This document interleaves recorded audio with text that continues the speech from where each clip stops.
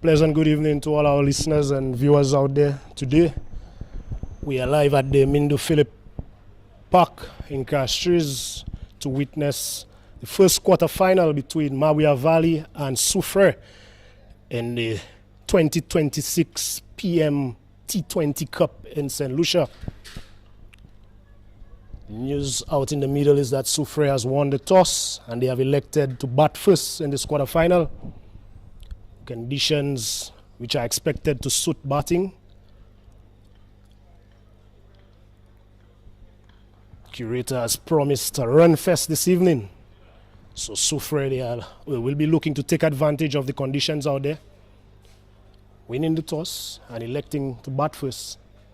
Mabouya Valley, they will be hoping that they can contain the powerful batting lineup from the lads from Soufriere.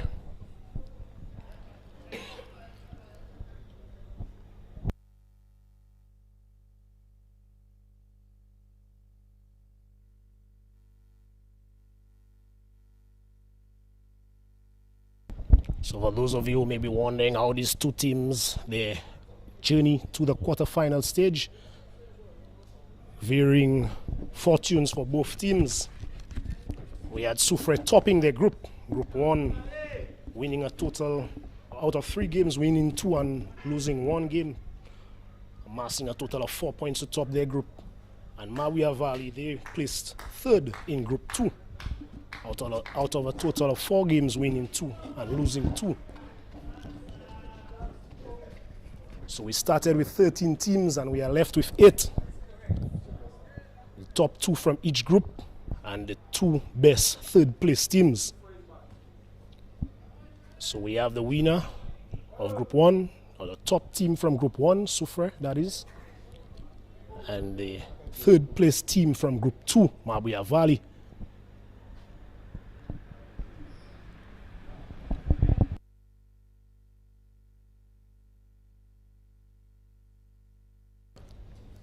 As is customary for the Soufriere team, opening batsman looks like it will be Dwight Thomas and Julian Sylvester. Right hand, left hand combination at the top of the order. And the Mabouya Valley team, it looks like they will be starting the attack from the river end here at the Mindu Philip Park. So far we have no signs of any rain. The lights are on.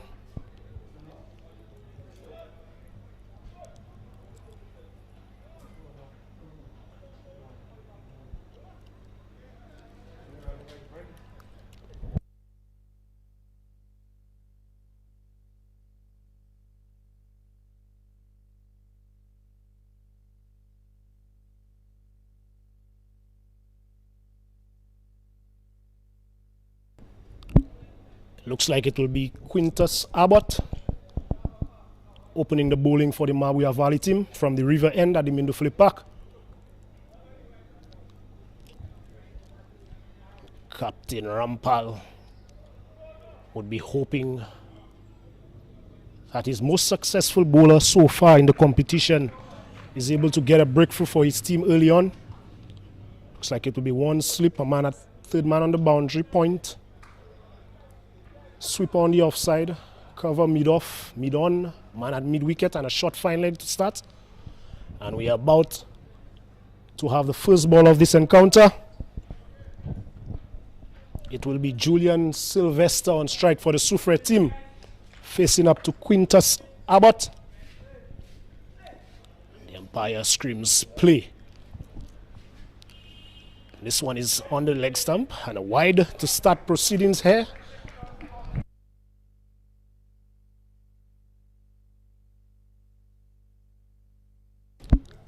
Quintus Abbott will be looking to take advantage of any movement under the night skies here today. This is coming to the left-handed Sylvester. And this one is swinging in a loud appeal. And the batsmen, they are able to go through for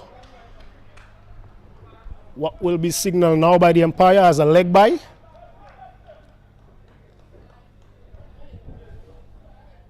So the Soufriere team, they are off the mark.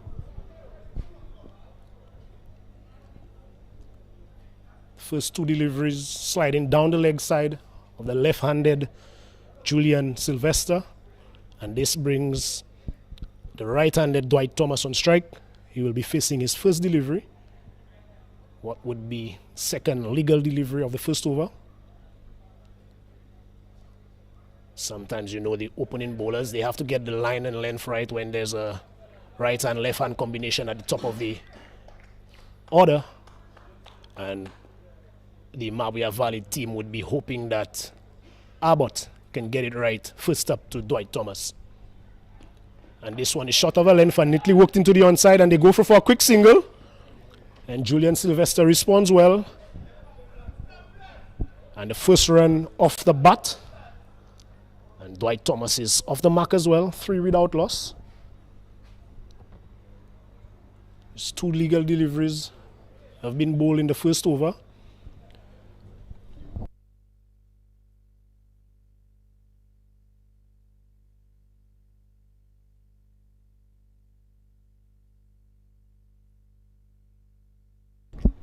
And this one is pitched up and hit high and long back past the bowler for 6. All the way over the wall on the river end. First 6 of the innings off the bat of Julian Sylvester. What a way to get off the mark.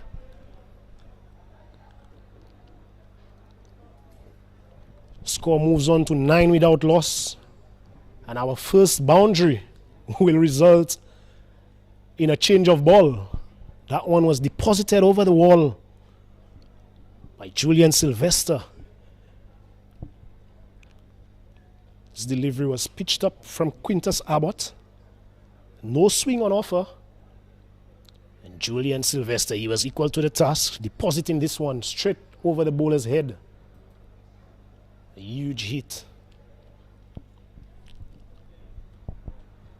Signaling the intent from the Soufriere team, having won the toss and electing to bat first. They will surely have their sights set on a first innings total close to, if not surpassing, that 200 mark. As we would have mentioned, conditions here at the Mindo Philip Park favors batting. Curator reminded us that it should be a run fest this evening as Abbott continues, and this one is pitched up and swings past the inside edge, shaving the off stump, it looks like, as we take a look at this one on the replay screen. And this one swinging back into the left-handed Sylvester. Good comeback there from Quintus Abbott. Mabouya Valley's most successful bowler in the competition so far as he continues. And this one is pitched up again, swinging in a loud appeal, and he's adjudged LBW by the umpire. So Quintus Abbott has struck back for his team, getting the breakthrough. Just what Mabouya Valley would have hoped for. After being struck straight back over his head for 6, 2 deliveries ago, he has responded well, beating Julian Sylvester on the inside edge. And on that occasion, as we look at the replay, getting some movement back into the left-hander. And striking him on his standing leg.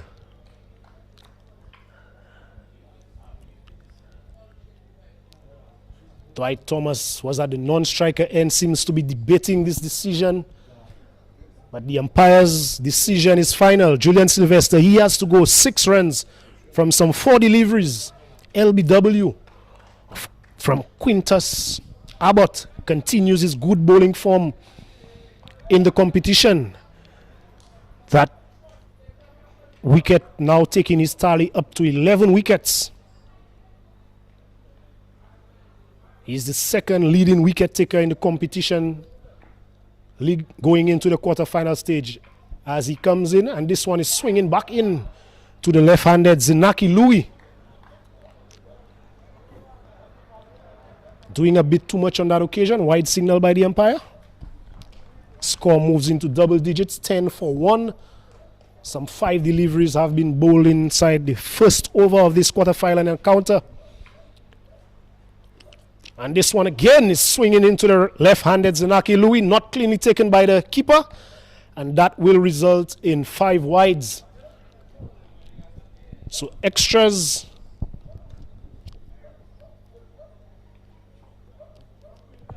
Eight extras from my calculation. Still 1 ball to be bowled. 15 for 1. So Quintus, he is getting some movement, but he has struggled to control that swing that he's getting into the left-handed batters so far as he continues. And this one is a beautifully bowled delivery. Some indecision from the batters out in the middle, but no damage done. They're able to go through for a comfortable single in the end to close out over number 1. 16 for 1. A very eventful over from Quintus Abbott. But getting the big wicket of Julian Sylvester for his captain and for his team, they would know the danger that Julian Sylvester poses for at the rate that he is accustomed of scoring.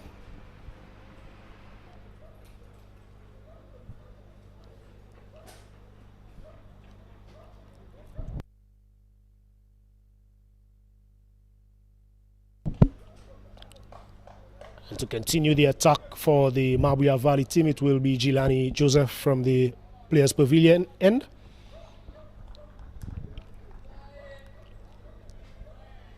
Number 20 on his back, as he is in deep conversation with his captain Rampal as they decide on the best field position. We have a slip, fine leg on the boundary, short third man, man at point, man posted at extra cover, mid off, mid on, and a mid wicket with a deep backward square leg on the boundary. With that field set, Jelani Joseph would be looking to bowl to attack the stumps as he comes into Zinaki Louis, and this one is swinging away, not cleanly taken by the keeper, eluding the fielder at slip. The batsmen, they cross for 1 and they come back for a comfortable second. So wide signaled by the umpire.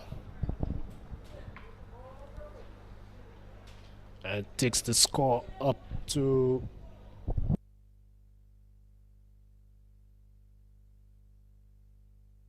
19 for 1. We are in the second over of the encounter. Jelani Joseph has not bowled a legal delivery. It looks like he will be changing the angle of attack, coming around the wicket to the left-handed Zinaki Louis. Pretty long run up there from Jelani Joseph as he goes past the umpire now. This one is short and defended well by Zinaki. Bowler comes in and there is no run. Score remains on 19 for 1.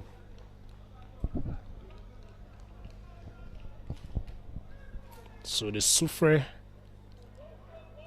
team, they've been aided by quite a few extras so far from the Mabouya Valley opening bowlers. They have lost the 1 wicket. Only 1 boundary has been struck. As Joseph continues and pulls up in his run-up, seems to have missed his footing. And Soufriere, having won the toss and electing to bat first, they would be looking to take full advantage of this power play, where the fielding team is only allowed 2 fielders outside the 30-yard circle. Currently, there's a man on the fine leg boundary and 1 at deep square leg.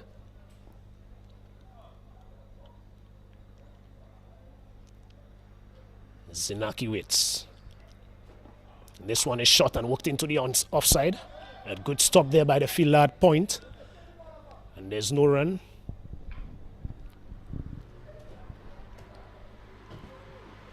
This one was short and wide from Jelani Joseph, and Zinaki opting to try to caress this one through the offside, managing to find the fielder at point. And there's no run. So after a very wayward delivery, first up from Jelani Joseph, he's followed up with 2 dot deliveries, building some pressure. Zinaki Louis, he is 1 of 3 deliveries so far. This one is pitched up and swings away from the left-handed Louis, who offers a half drive, not really convincing. Not a clean take by the keeper, but Zinaki was not able to get any bat onto that one. So 3 dot deliveries on the trot there from Jelani Joseph. A good comeback after a very wayward first delivery.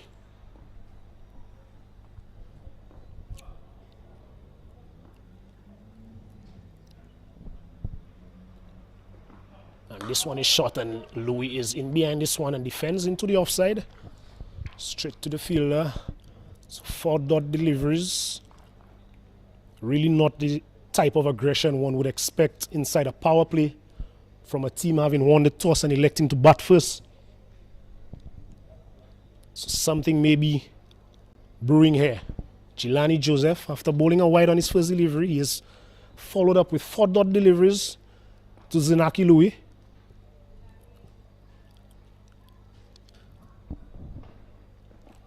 And this one is shot and cut through the offside, and this one makes its way past the fielder. Will challenge the boundary, and the fielder does well to reel this one in, and the batsmen, they cross through for a comfortable 2 runs. Score moves into the 20s, 21 for 1. Zinaki Louis, he moves on to 3. He's faced some 6 deliveries. Dwight Thomas, he's opened the batting, only faced the 1 delivery so far.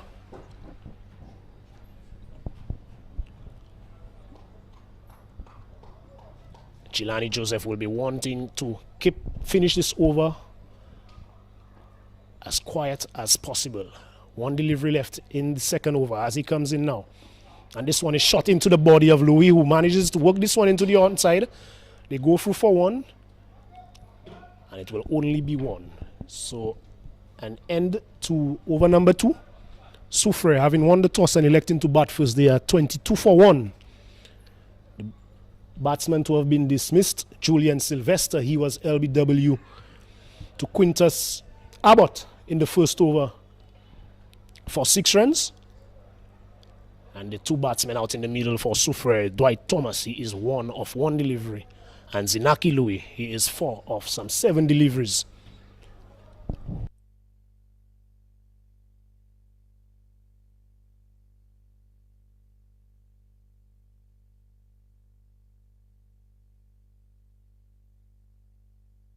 Some 11 extras have been delivered by the Mabouya Valley team to the credit of the Soufriere team. So they would want to ensure that they reduce on the number of extras that have been afforded to the Soufriere team. It will be Quintus Abbott to continue. 2 fielders out on the boundary, the sweeper on the offside and a fine leg on the boundary. Slip shot, third man point. Man in the covers, mid off, mid on, and a mid wicket. The field set as he will be coming into Zinaki Louis. And this one again is swinging down the leg side of the left-handed Louis. Wide signal by the umpire. 1 more added to the score. And the tally of extras continue to climb. Now 12 extras.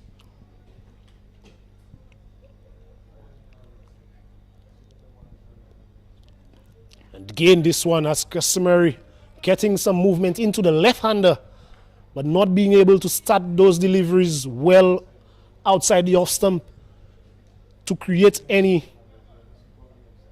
be of any threat. Conceding another wide delivery. Extras now 13. Soufriere, they are 24 for 1 as we see a change in the field. The fielder posted at slip is now employed at the square leg region. As he continues, and this one, an appeal. What was this appeal for? Let's wait for the signal from the umpire. And there is no signal which signifies that there was some bat on that from Zinaki Louis. Was this a half chance that the keeper put down? There's no signal for leg by, which meant that there was some bat in that one. So that would go down as a missed chance by Jules, the wicket keeper from the Mabouya Valley team. And this brings Dwight Thomas on strike just to face his second delivery. He's been there from the start. We're into over number 3 as this one is pitched up and he drives to mid-off, calls for a quick single, and he's sent back by Zinaki Louis. Chaos out in the middle from the batsman from Soufriere. Zinaki Louis was on his heels there and really not able to respond in good time for that call from Dwight Thomas. And the score remains on 25 for 1. So these two, they've not been able to rotate the strike, nor have they been able to find the boundaries. The scoreboard has been ticking mainly through extras being delivered by the Mabouya bowlers so far, as this one is pitched up on the off stump and swings away from the right-handed Thomas and beats the bat. Aggressive drive on offer there from Dwight Thomas, not making contact. So we see that one on the replay. Quintus Abbott getting some movement away from the right-handed batsman. Again using his wits there. Another dot delivery registered in the scorebooks. So a good over in the making so far from the Mabouya Valley team. Quintus Abbott, some 3 dot deliveries on the trot as he comes in, and Dwight works this one straight to the field at point. And there's not the chance of a single. Score remains on 25 for 1. One delivery left in over number 3. So the Mabouya Valley team, they've been able to build pressure through dot balls as Dwight gives himself some room, and this one is called wide on that occasion. Quintus Abbott saw him coming, saw him giving himself room, and delivering that one a bit wide outside the off stump. So good thinking there by the bowler. Staying away from that hitting zone. As he continues, this one is better lined up, loud appeal. This one beating the batsman, all ends up. A very good delivery there from Abbott. Very good delivery to finish the 3rd over. Brilliant delivery, swinging away from the right-handed Thomas, drawing him forward.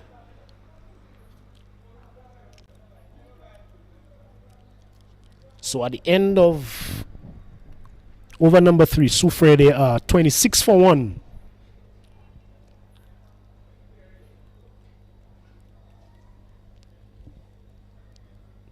Not the lightning fast start that the Soufriere team may have been hoping for, having won the toss and electing to bat first. It will be Jelani Joseph to continue for the Mabouya Valley team, bowling from the Players Pavilion end. It will be Zinaki Louis on strike. He is 5 of some 8 deliveries so far. He's been very watchful. Hasn't played a shot in anger or shown any sort of aggression that one would expect inside the power play of a T20 quarter-final encounter. Let's see how he approaches this 4th over. 2 fielders out. Deep square leg and the man on the fine leg boundary. Jelani Joseph swings this one, and this one is skied, and there's a loud call, fielder at mid-off, and he spills this one. Looks like Chad coming in from the mid-off region. Chad Polius getting both hands to that one and making a meal out of a straightforward chance.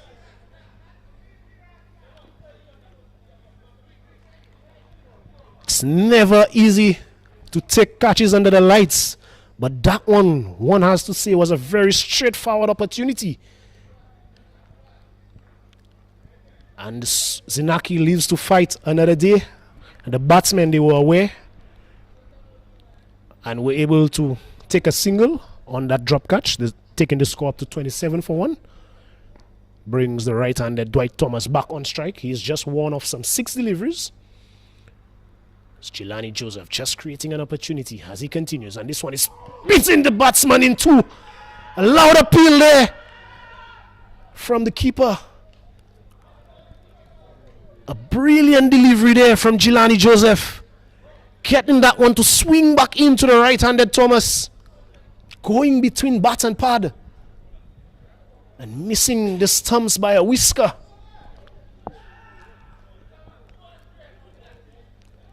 Very good delivery. Beating Thomas all ends up. So he's caused some problems in this over so far. A drop catch of his first delivery. And then a brilliant in-swinger to the right-handed Thomas' second delivery. What does he has in store? Now that he goes past the umpire and Dwight gives himself room and he's bowled. All ends up a no ball signal by the umpire. So it's all happening out here in the middle. Dwight Thomas getting bowled, giving himself room, trying to take the aerial route. As he is about to walk off, we got a signal of no ball from the umpire. And Dwight convincingly bowled. But Jelani Joseph guilty of overstepping on that occasion. So those extra deliveries continue to hurt the Mabouya Valley team's effort. So Dwight Thomas, his 9th delivery that he will be facing will be a free hit. Is that an opportunity for him to break the pressure that has been built so far? And this one is shot and pulls this one, but this one goes straight up and the keeper calls for it. Catch is taken, but I want to remind our viewers that this was a free hit. The only way a batter can be dismissed on a free hit is via the run-out route.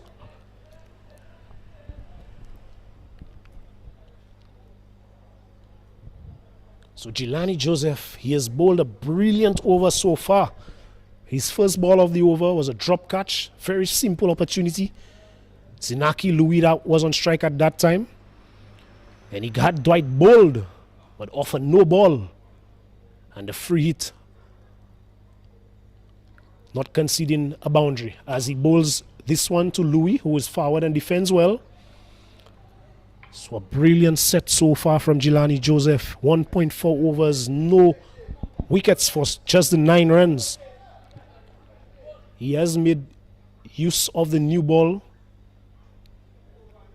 for his team, but he would be looking for a wicket. He has bowled excellently so far.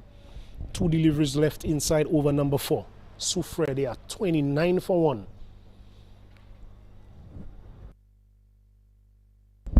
And this one is pitched up and driven over the offside.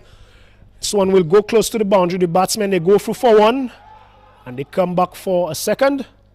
The throw comes into the non-striker end. And then 2 more runs added to the score. Score moves on into the 30s, 31 for 1. Zinaki Louis, he moves on to 8 for 11. It has not been easy going for the pair out in the middle for Soufriere.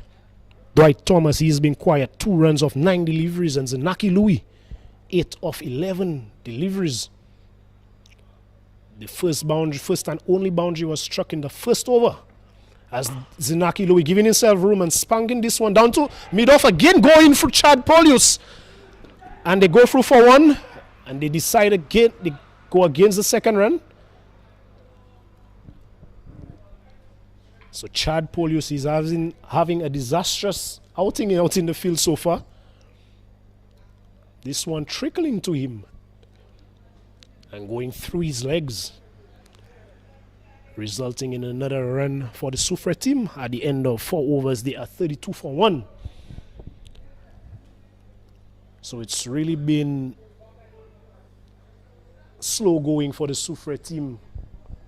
I want to remind our viewers that this is the first quarter final in the PM Cup T20 competition.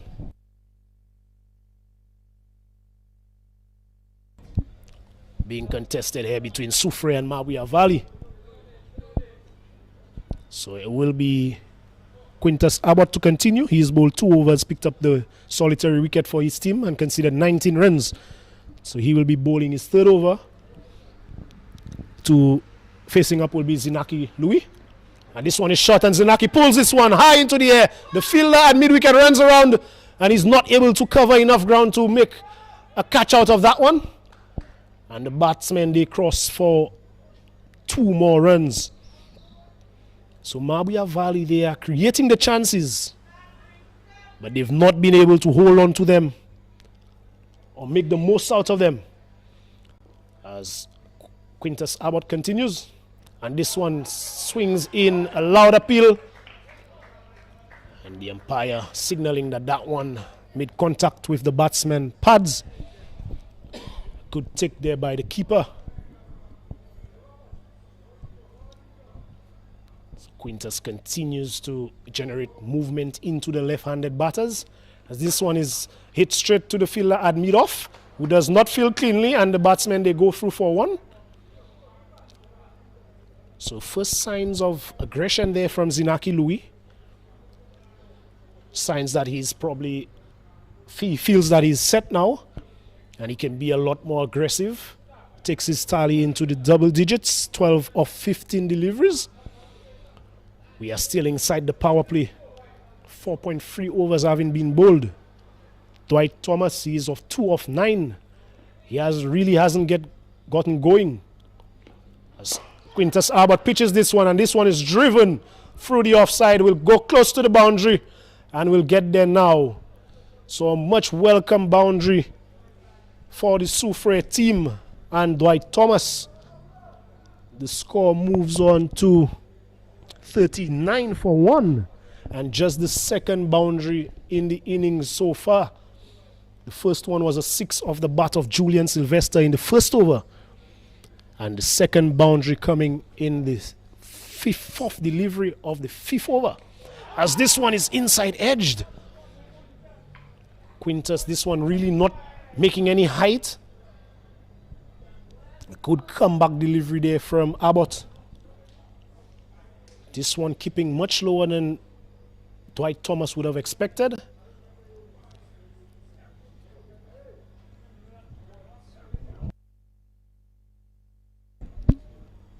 Abbott continues to generate some movement away from the right-handed batsman, as this one is worked into the offside, and they go for a quick single. Dwight Thomas thinking of a second, and he's sent back and almost getting run out at the non-striker's end.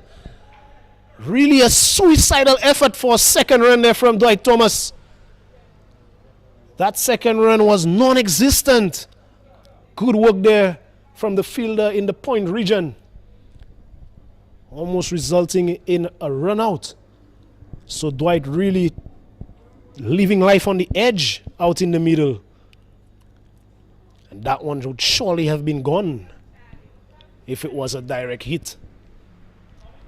So at the end of 5 overs, Soufriere, they are 40 for 1. Dwight Thomas, he is 7 of 12 deliveries. And Zinaki Louis, he is 12 of 15 deliveries.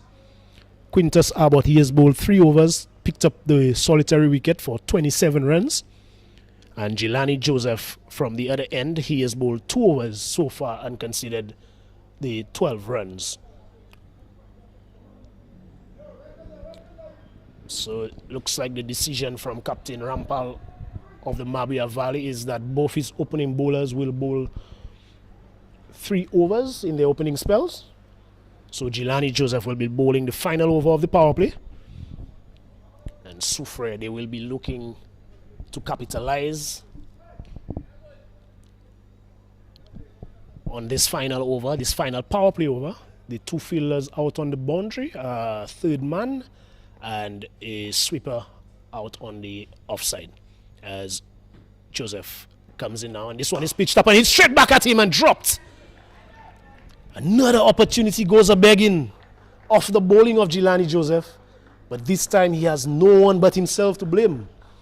This one was pitched up, as we look at it on the replay, and firmly struck back at the bowler, but not being able to hold on to that one. So Dwight Thomas being bowled off a no ball. Close chance. Run out at the non-strikers end in the previous over. And now being dropped. Return catch. Off the bowling of Jelani Joseph. As this one again is pitched up and bit. Dwight looking to give himself some room. Looking to carve this one into the offside. Jelani Joseph seems to have gotten this one to get some extra bounce. Tall bowler. Maybe the tallest of the lot on the Mabouya team. Really getting some purchase out of the wicket. Dwight taps his bat and waits. As this one again going past Dwight outside the off stump. An attempt to cut this one through the offside, but really not getting across. His feet are really not moving into the direction of those deliveries. Front leg going down the wicket and the ball being delivered outside the off stump. Flashing blade, but he has not been able to make any connection. He remains on 7 of some 15 deliveries. Jelani Joseph, 3 dot deliveries. As this one is badly lined down the leg side. Jelani Joseph really showing his repertoire here on that occasion with that delivery, trying to get this one to come back into the right-handed Thomas. He had beaten him outside the off stump on the previous 2 deliveries. Looking to change this one up and not be too predictable. But getting it wrong and resulting in another wide.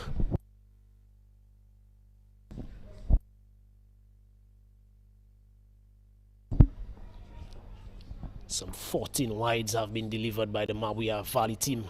As this one is pitched up and Dwight hits this one handsomely. Straight back past the bowler, over the bowler's head for 6.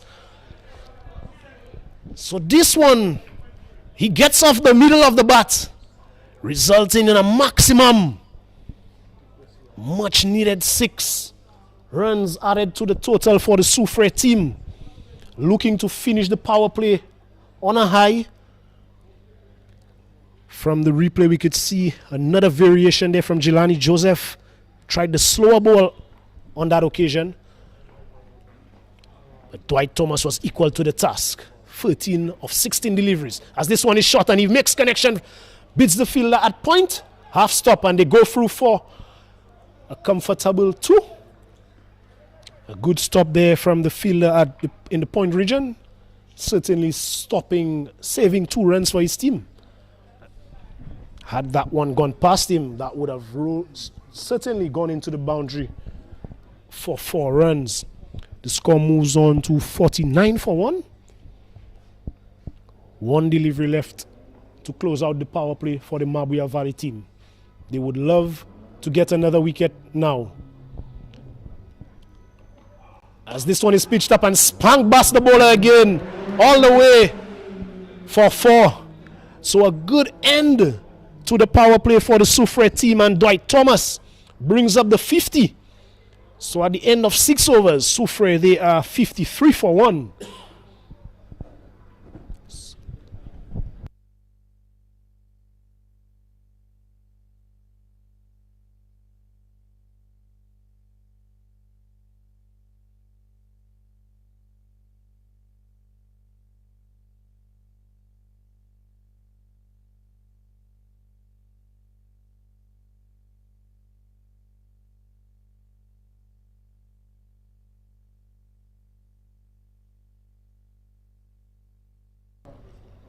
If you're just joining us, we are live at the Mindu Philip Park in Castries. Quarter-final encounter between Mabouya Valley and the Soufriere team. Soufriere, they won the toss and elected to bat first. After 6 overs, they are 53 for 1. The batsman dismissed Julian Sylvester. He was LBW to Quintus Abbott, who continues. He will be bowling his 4th over on the trot. Second leading wicket taker in the competition, as he will be bowling to Zinaki Louis. As this one is wrapped on the pad, a loud appeal. Not out, says umpire Leo. Zinaki Louis really playing all around this one. Quintus Abbott coming around the wicket to the left-hander, and he has predominantly gotten the ball to swing into the left-handed batters. And this one was doing way too much, striking Zinaki Louis. That one would have been heading way down the leg side. So Zinaki Louis buys his time. He is 12 of 16 deliveries. To the 7th over as Abbott continues, and this one is defended into the offside. An opportunity here for a run out. Loud appeal, but Zinaki Louis is able to make his ground. Being sent back by Thomas. So the running between the wickets from these two has really not been convincing. Had that throw been a better throw from the fielder at point, might have had a run out chance there.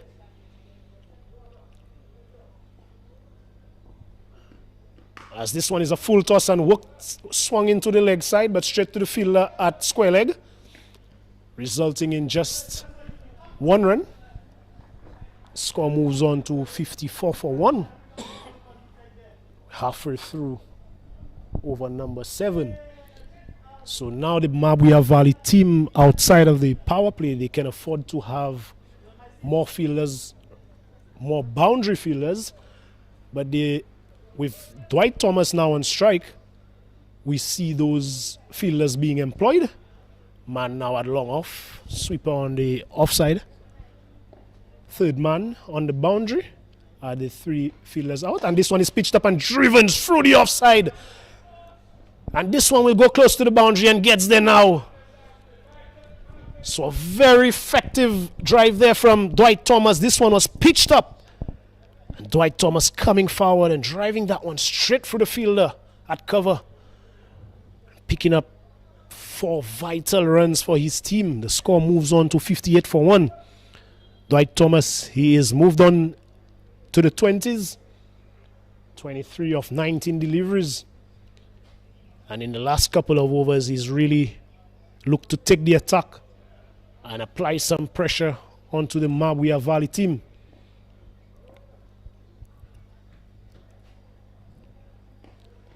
As this one is bottom edged, and the fielder at third man comes around and prevents this one from going into the boundary. So bottom edge there, that one being delivered wide outside the off stump from Quintus, really bowling to his field. And Dwight is getting a bottom edge. That ball going down to the man on the third man boundary. He moves on to 24 of 20. And this brings Zinaki Louis back on strike. And this one is swinging back into the left-hander, who defends back to the bowler. And there's no run. So Quintus Abbott, his 4-over spell comes to an end.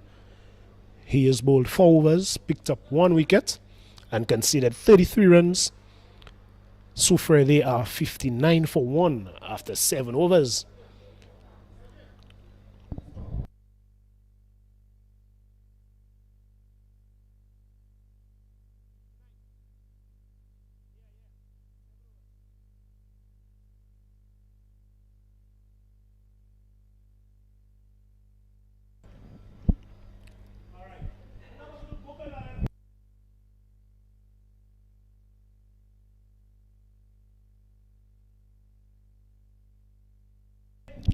Out of the 59 runs that the scoreboard now reads, 16 of those have been via the extras route. Some 14 wides have been bowled by the Mabouya Valley team. As we see the first bowling change of this encounter, it will be Christian Ange replacing Jelani Joseph from the players' pavilion end. And we have third man on the boundary, sweep on the offside, point, cover. Man at long off, man at long on. What looks like a man on the deep square leg region. Deep square leg boundary, man at mid wicket and short fine leg as he races away from us now. And Dwight Thomas works this one into the offside. There's a call for 2, And they think of it and they go through for it. There's an opportunity, but the throw is a wayward throw at the non-striker's end. And the batsmen, they are able to go through for 2 runs. This one being hit to the right of the sweeper on the offside boundary. So Dwight Thomas and Zinaki Louis, they've not been able to pick up boundaries as regularly as they would have hoped, but they're looking to run hard between the wickets and put some pressure on the fielding unit that has not really backed up the bowlers to the best of their ability so far. As Christian Ange continues, and this one is a slower delivery. Dwight Thomas giving himself room, being deceived by this one and opting for defense. The score remains on 61 for 1. Dwight Thomas, 26 of 22 deliveries. Another slower delivery, and he bowls him.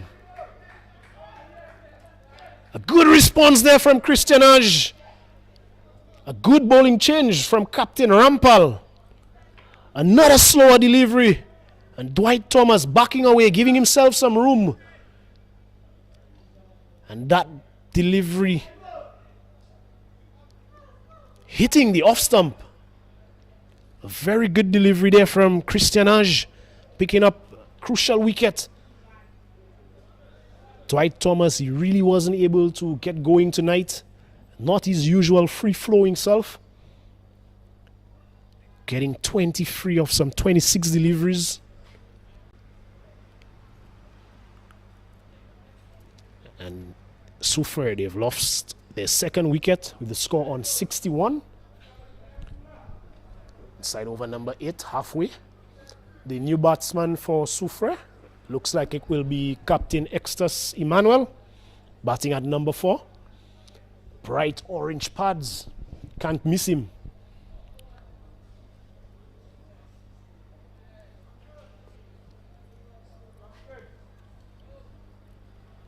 It's Christian Ange at the top of his mark.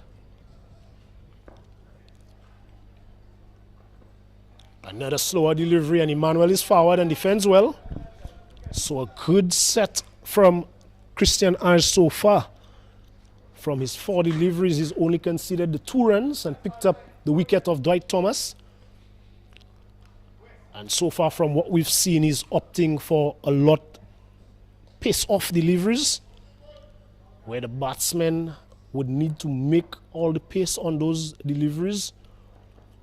As this one is pitched up on the offside and driven straight to the fielder.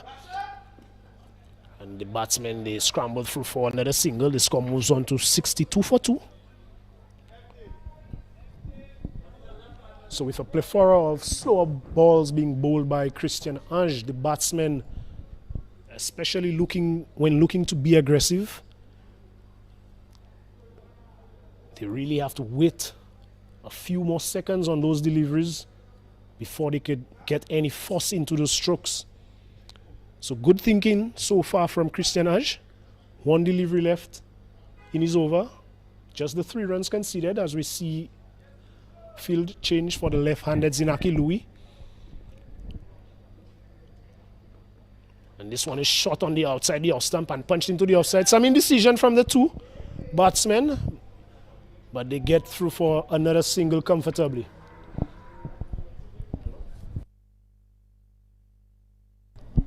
At the end of over number 8, 63 for 2, Soufriere.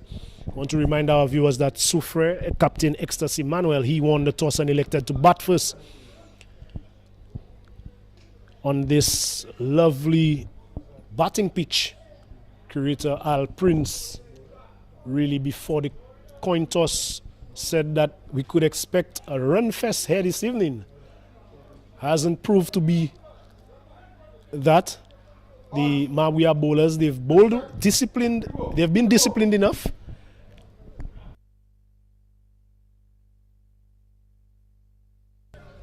They've been able to restrict the boundary hitting from the Soufriere team. They've conceded a lot of runs through the extras route, As we see the second bowling change, it will be Brent Edward, who replaces Quintus Abbott from the River end, as he races in now. And this one is wide down the leg side to the left-handed Zinaki Louis.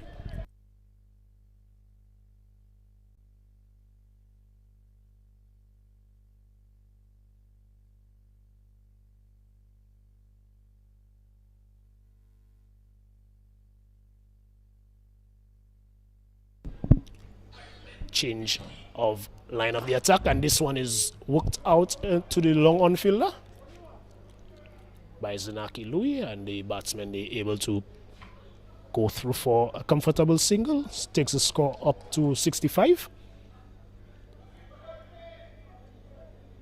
Ninth over being bowled here so far.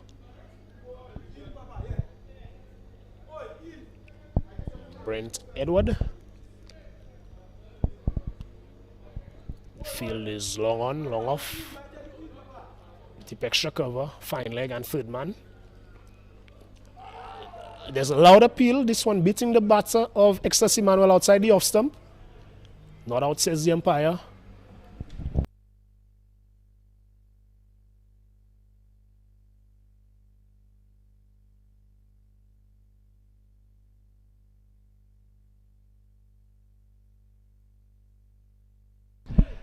As Brent Edward races towards us now.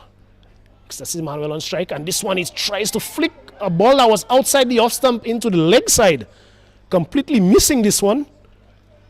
Going in between the bat and the off stump. Lucky to not have been bowled on that occasion. Looking to be very adventurous, Ecstasy Manuel. The score moves up by another one, 66 for 2. Zinaki Louis works this one down to the long on region. The fielder comes off the boundary and fields well. Zinaki Louis moves on to 16 of his 22 deliveries. Soufriere, they are 67 for 2. And they really would be hoping for some impetus into their inning from Captain Ecstasy Manuel. He has faced some 4 deliveries for his 1 run. Brent Edward continues. And this one is a slower ball, but a full toss straight to the man who runs in and palms this one over the boundary for 6. Is there a call from the square leg umpire? No, there's not. It was a full toss served up by Brent Edward. And Ecstasy Manuel swiveling and pulling this one into the leg side, straight to the fielder on the square leg boundary, who ran in and palmed this one over the boundary for 6.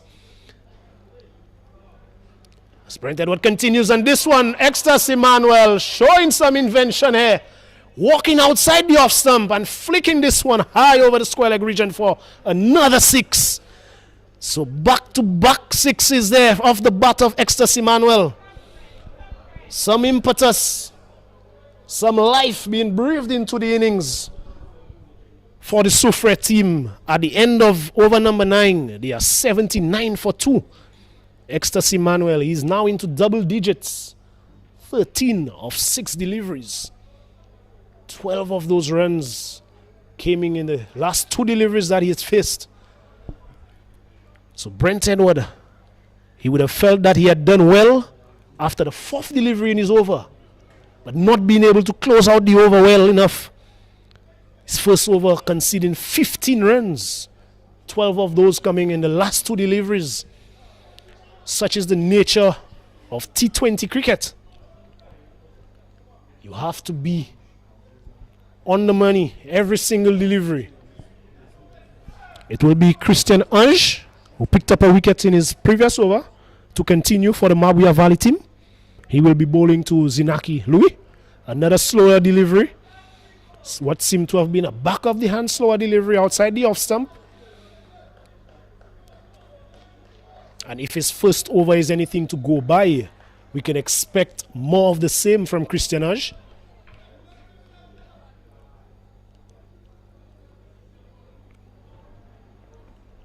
Another slower delivery, but this one is a loud appeal from the bowler and the Mabouya Valley team. This one striking Zinaki Louis on the pad and trickling out into the vacant square leg region. The batsmen, they are alert and go through for a single. Score moves on to 81 for 2. Brings Extus Emmanuel on strike. And this one is pitched up and driven over the offside. 1 bounce, 2 bounces into the boundary over the extra cover region for 4. So Extus Emmanuel is now dealing in boundaries. His last 3 deliveries have all been dispatched. 6, 6 and now a 4. This time off the bowling of Christian Ange. Extus Emmanuel, he races up to 17 of 7 deliveries. 1 single and 3 boundaries so far as Christian Ange continues. Another slower delivery, and this one is hit straight to the fielder, the sweeper, who makes a meal of this one, resulting in another boundary off the bat of Extus Emmanuel. Expansive drive over the offside. And the fielder on the sweeper fielder on the offside coming in but not being able to stop that one. 1 bounce to him, beating him to his left and going into the boundary. So 4 boundaries on the trot there from Extus Emmanuel. He's on 21 of 8. It's a very good Yorker delivery there from Christian Ange. And stop that boundary onslaught from Extus.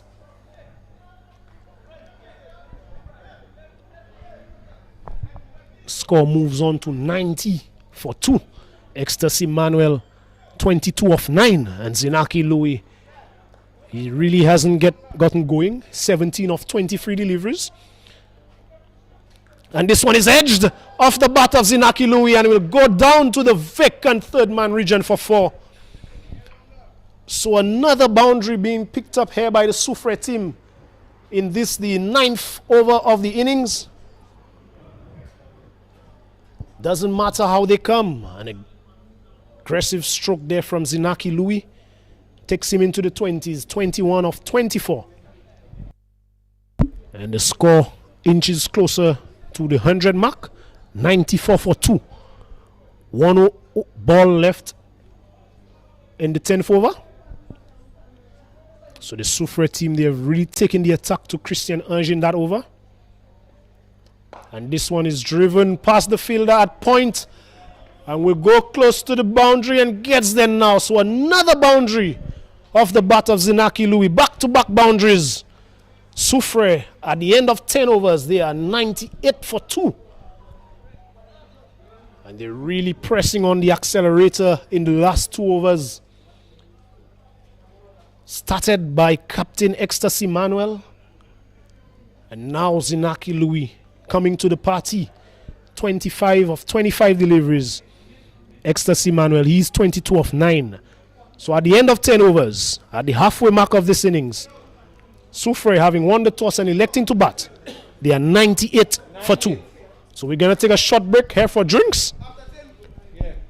And we will be back with more action from the Mindo Philip Park.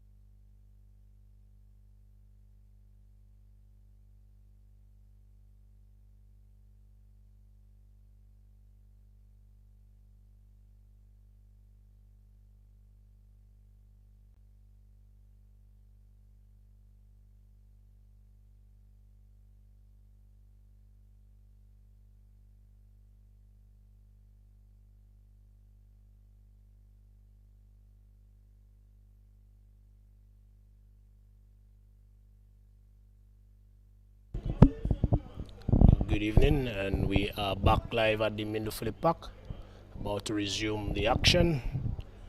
Another bowling change from the Mabouya Valley team. It will be Captain Deshaun Rampal from the River side end, replacing Brent Edward, who just bowled the 1 over. He will be bowling to Ecstasy Manuel. This one is outside the off stump, but judged wide by the umpire.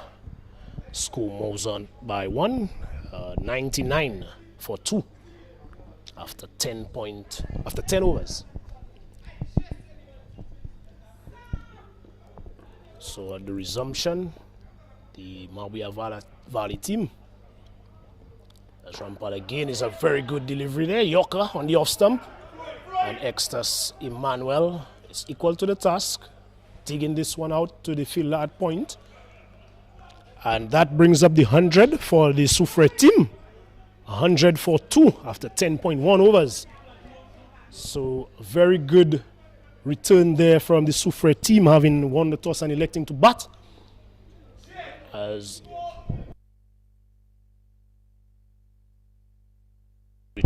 Rampal continues to Zinaki Louis. And this one is defended back to the bowler, and there's no run.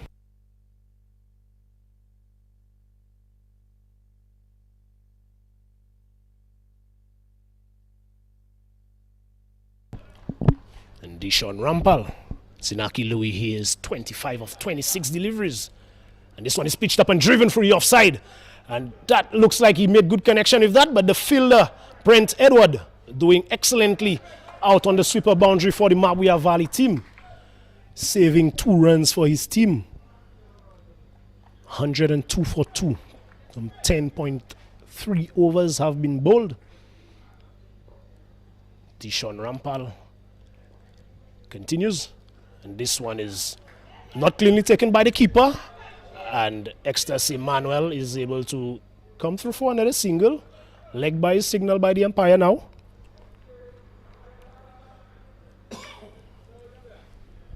So Deshaun Rampal really looking to dig this one in short at Zinaki Louis, but no pace on offer, badly lined down the leg side. 103 for 2. As he continues to Ecstasy Manuel, who hits this one to the vacant deep mid-wicket region. Has it gone all the way? Signal, yes it has. So another 6 off the bat of Ecstasy Manuel. His 3rd of the innings. As he continues to press on the accelerator for his team. As the captain, just what the Soufriere team would have required. Ecstasy Manuel now moves on to 29 of 11. Really taking this one from outside the off stump and depositing it over the vacant deep mid-wicket region. How does Rampal respond? As this one is outside the off stump and bisects the point and third man fielder. They go through for 1 and come back for a comfortable second with the thought of a third. They've been restricted to 2. Score moves on to 111 for 2 after 11 overs. So Soufriere want to remind our viewers and listeners that they won the toss. This is a quarter-final in the Prime Minister's T20 Cup 2026. Soufriere, they have been playing some very good cricket so far in the competition, having been the leaders of Group 1. And Mabouya Valley having mixed results, placing 3rd in their group. But a place in the semi-final is up for grabs here today. As we see another bowling change, it will be Chad Polius. First signs of spin. He will be replacing Christian Ange, who was really a liking was taken to his bowling in the last over. It will be Zinaki Louis on strike, facing up to the tall figure of Chad Polius. As he comes this one and is badly lined. A good offer there from Zinaki Louis. A really loose delivery there from Chad Polius. And really was a free hit down the leg side for Zinaki Louis, but not being able to make any contact with that one, with just the short fine leg and square leg fielder inside the circle on the leg side, as this one goes past the outside edge on the offside. So Chad Polius, not one of those spinners who looks to really spin those deliveries. Because of his height, sometimes he tends to get some extra bounce.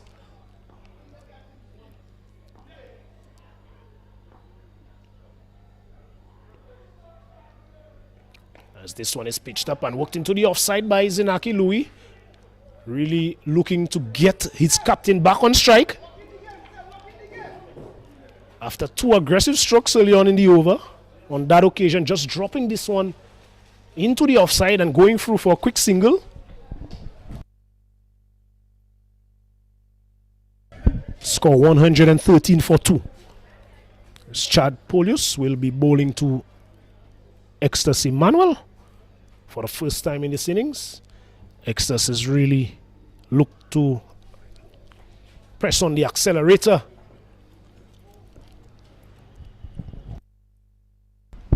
As this one is nicely bowled and they go for a quick single, and the throw comes in at the non-striker's end and they go through for 1,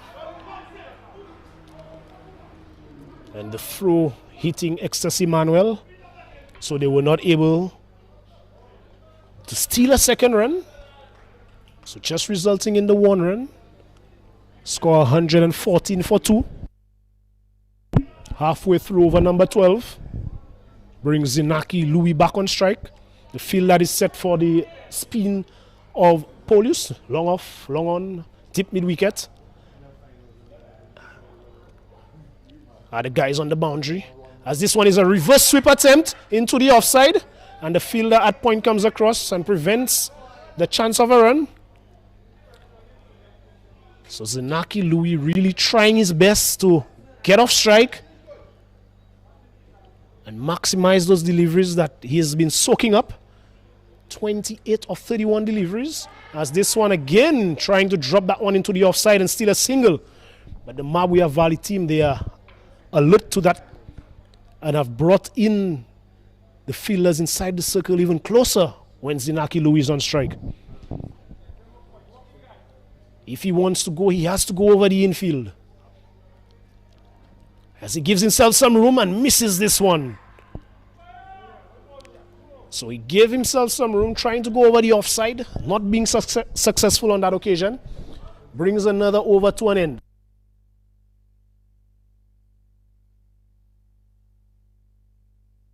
After 12 overs, the Soufriere team, they are 114 for 2. With 8 more overs left in the innings and 8 wickets in hand, the Soufriere team will certainly be eyeing something in the region, a score in the region of 190, if not 200. But the Mabouya Valley team, they would know that if they can hold on to their catches and continue to build pressure with some dot balls, pick up a wicket here and there, they can really restrict this Soufriere batting unit. As it will be Dishon Rampal to continue. As this one again, a slower delivery on the offside. And Ecstasy Manuel looking to sweep that one, or almost a paddle sweep, sort of. As we look at that one on the replay, full delivery outside the off stump. One that he could have easily just driven down to log off for a single, opting for a paddle sweep, not making connection as Rampal continues. And that one is spanked, but straight to the fielder at long on, who comes in and fields well. Batsman, they cross through for another single. Ecstasy Manuel takes his tally up to 33 of 15 deliveries. 115 for 2. Soufriere having won the toss and electing to bat first. Brings Zinaki Louis back on strike. And Zinaki Louis hitting this one straight over the fielder at the long off region, who really was in no man's land. Clearly it would be recommended that you're either on the boundary or in the circle.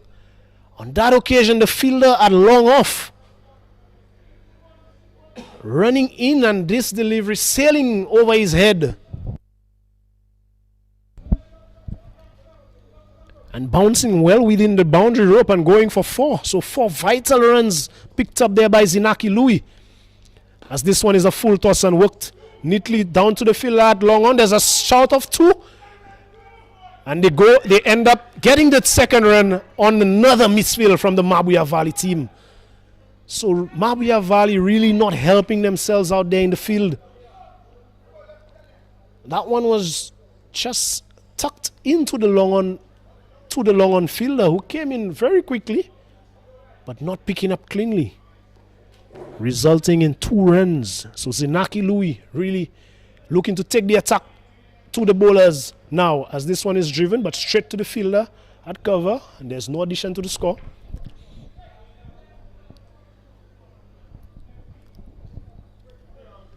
Zinaki Louis now 34 of 36. He has been out in the middle for some time now, coming at number 3. The first wicket went down in the first over, as he defends well, comes forward and just blocks this one. Slower delivery there from Rampal. So another over comes to an end. 13 overs have been bowled. The score 121 for 2. The batsmen to have been dismissed by the Mabouya Valley team: Julian Sylvester and Dwight Thomas. Out in the middle for the Soufriere team, it is Zinaki Louis, who has been there from the first over, and Captain Ecstasy Manuel, who has been the aggressor.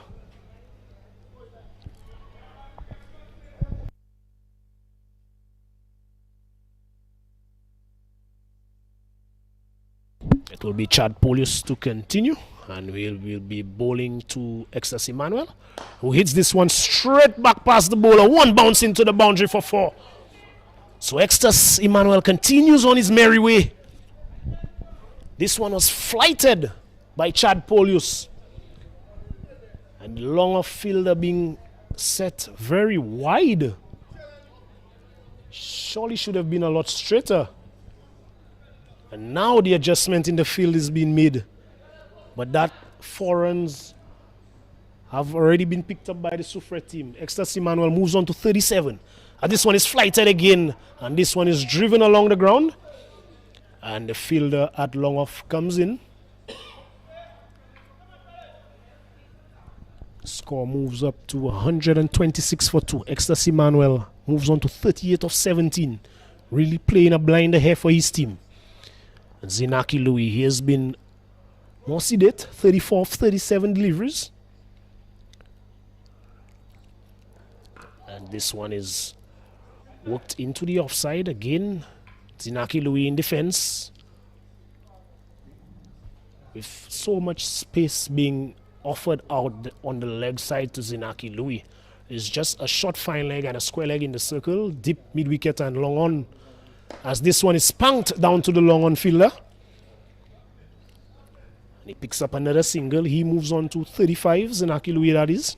The score moves on to 127 for 2. So Chad Polius has come back nicely in this over after being struck for a boundary in his first delivery. He's responded with 1.1. As this one is cut but straight to the field at point. Another dot delivery. So a very good comeback in this over from Chad Polius so far. Still 1 delivery left.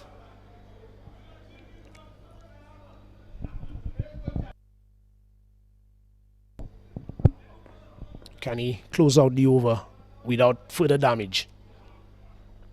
As this one is flighted, and a brilliant shot over the offside from Ecstasy Manuel. Much room on offer here from Chad Polius. Flighting that one, but giving Ecstasy Manuel room outside the off stump. And he has shown no mercy when he has been given that sort of room. Spanking that one over the infield. 1 bounce into the fence for 4. Takes him into the 40s. So Ecstasy Manuel, he is now 42 of 19 deliveries.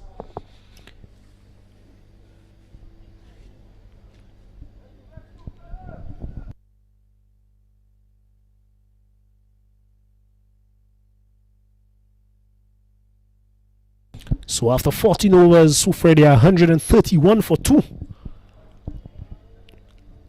And it will be Dishon Rampal to bowl his third over. He has bowled 2 overs for 19 runs. He has not picked up a wicket so far. Long off, long on, deep square leg.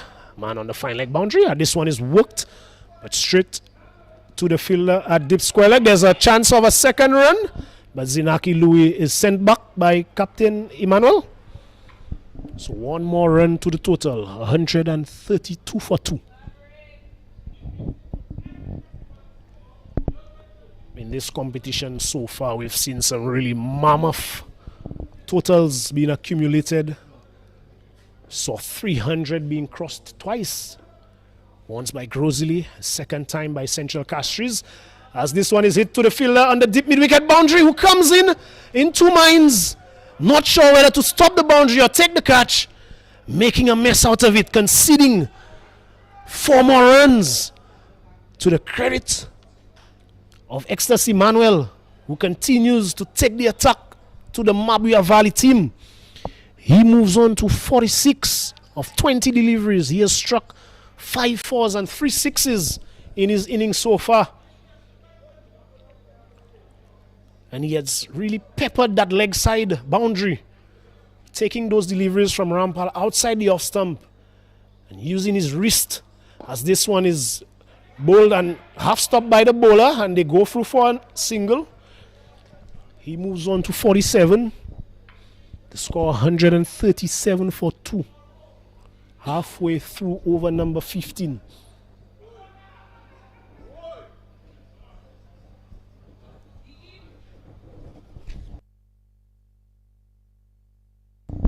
This brings Zinaki Louis back on strike.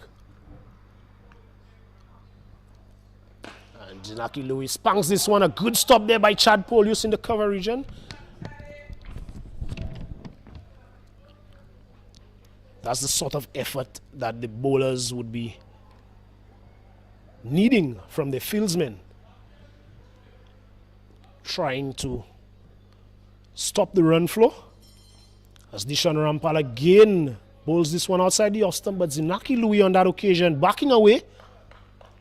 He would be better advised to step into that delivery, trying to hit it over the offside, but backing away to the leg side and not making any connection. The score remains on 137 for 2. As Rampal, he hits this one over the mid-wicket fielder. This will not go to the boundary. The fielder at long on comes around and saves 2 runs for his team. Zinaki Louis moves on to 38 of 43. And at the end of over number 15, Soufriere winning the toss and electing to bat first in this quarter-final affair. They are 139 for 2. The batsmen to have been dismissed: Julian Sylvester and Dwight Thomas.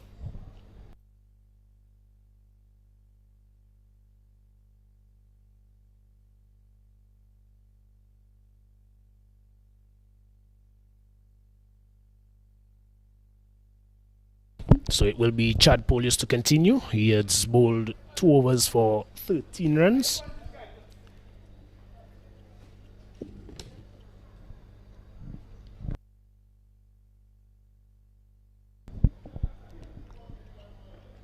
And this one is edged from Ecstasy Manuel, and he'll run close to the vacant third man boundary. The fielder at point goes round and is able to pull this one in. They go through for 2 more runs. And that is... This takes Ecstasy Manuel 1 shot of a half century. As Chad Polius continues. And this one is outside the off stump and cut straight to the fielder at point, who stops well. Christian Ange, that is, getting down quickly and stopping for certain runs for his team. Ecstasy Manuel remains on 49. And this one is heaved high over the long on boundary for 6. What a way to bring up your 50. A brilliant knock from Ecstasy Manuel so far. He really has taken the attack to the Mabouya Valley team. 4 sixes and 5 fours, 24 balls. It took him to get to 55 runs. And he's still there out in the middle. He will be looking to inflict some more damage onto the Mabouya Valley team.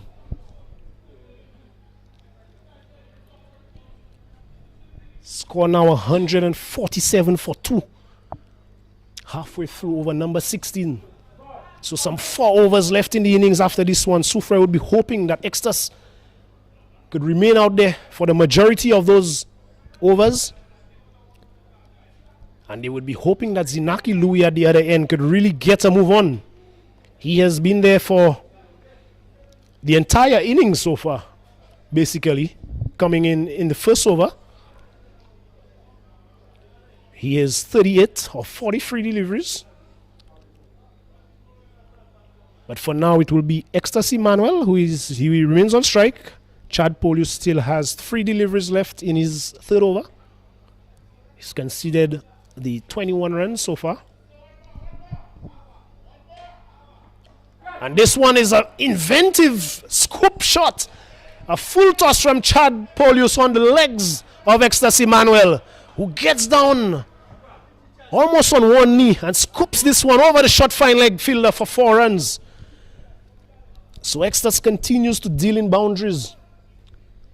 This is his 6-4.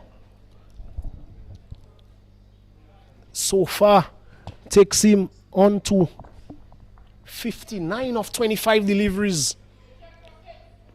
As this one again is an inside edge, but straight to the field, showing fine leg. Indecision, a throw, and a direct hit at the non-striker's end. And he's run out. So some brilliant work there from the fielder at short fine leg. Running in and picking this one up. Effecting a direct hit at the non-striker's end. Ecstasy Manuel being called through for a quick single by Zinaki Louis. He was really on the back foot and not responding well. And in the end, going via the run-out route. So a brilliant innings comes to an end from Ecstasy Manuel. 59 of 26 deliveries. And the Mabouya Valley team, they would be elated to see the back of Ecstasy Manuel, who look to really be growing great guns out there.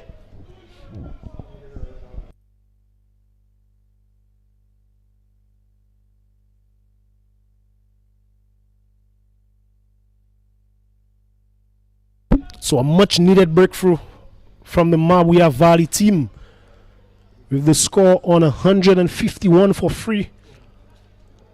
They would love to take a few more wickets and slow down the scoring rate.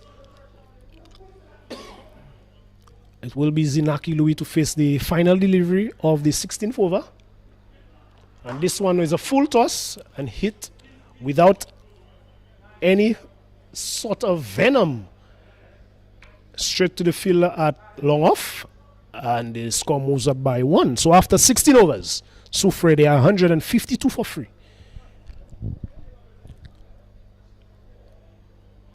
Six bowlers have been used by the Mabouya Valley team so far in the effort.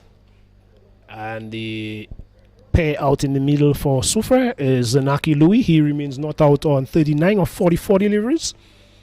And Kevin Gassi, who is yet to face. And with the likes of Dalius Monrose, Shanai Mesmin still to come, Bradley Tissot still to come, and just 4 overs left, the Soufriere team will be very comfortable with where they find themselves at the moment, 152 for 3. The platform has been set, and the batters out in the middle, one would be expecting them to really press on the accelerator and maximize every single delivery from here on, as we see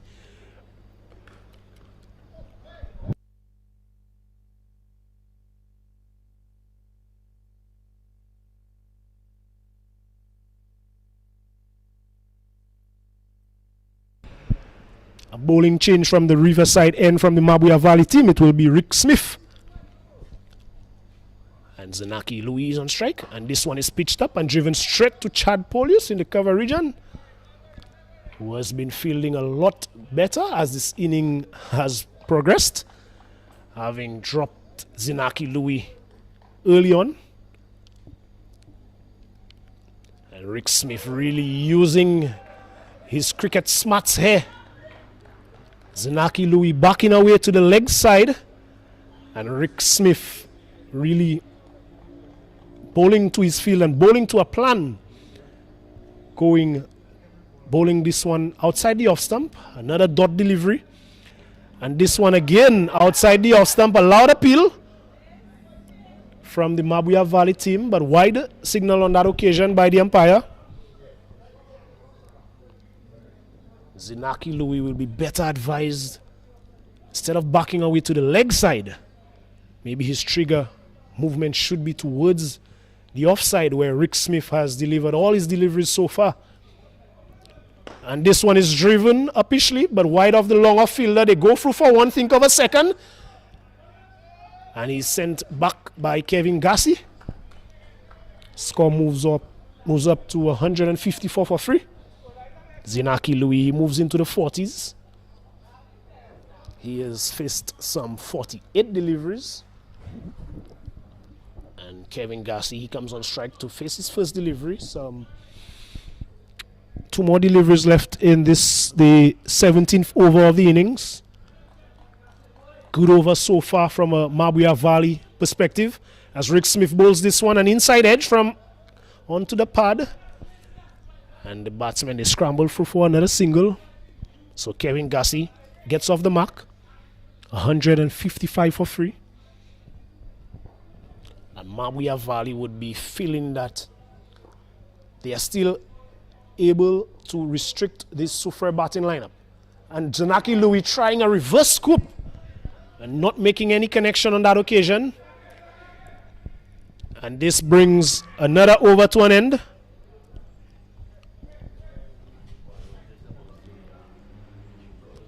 And I think we are going to see a batsman being retired out here.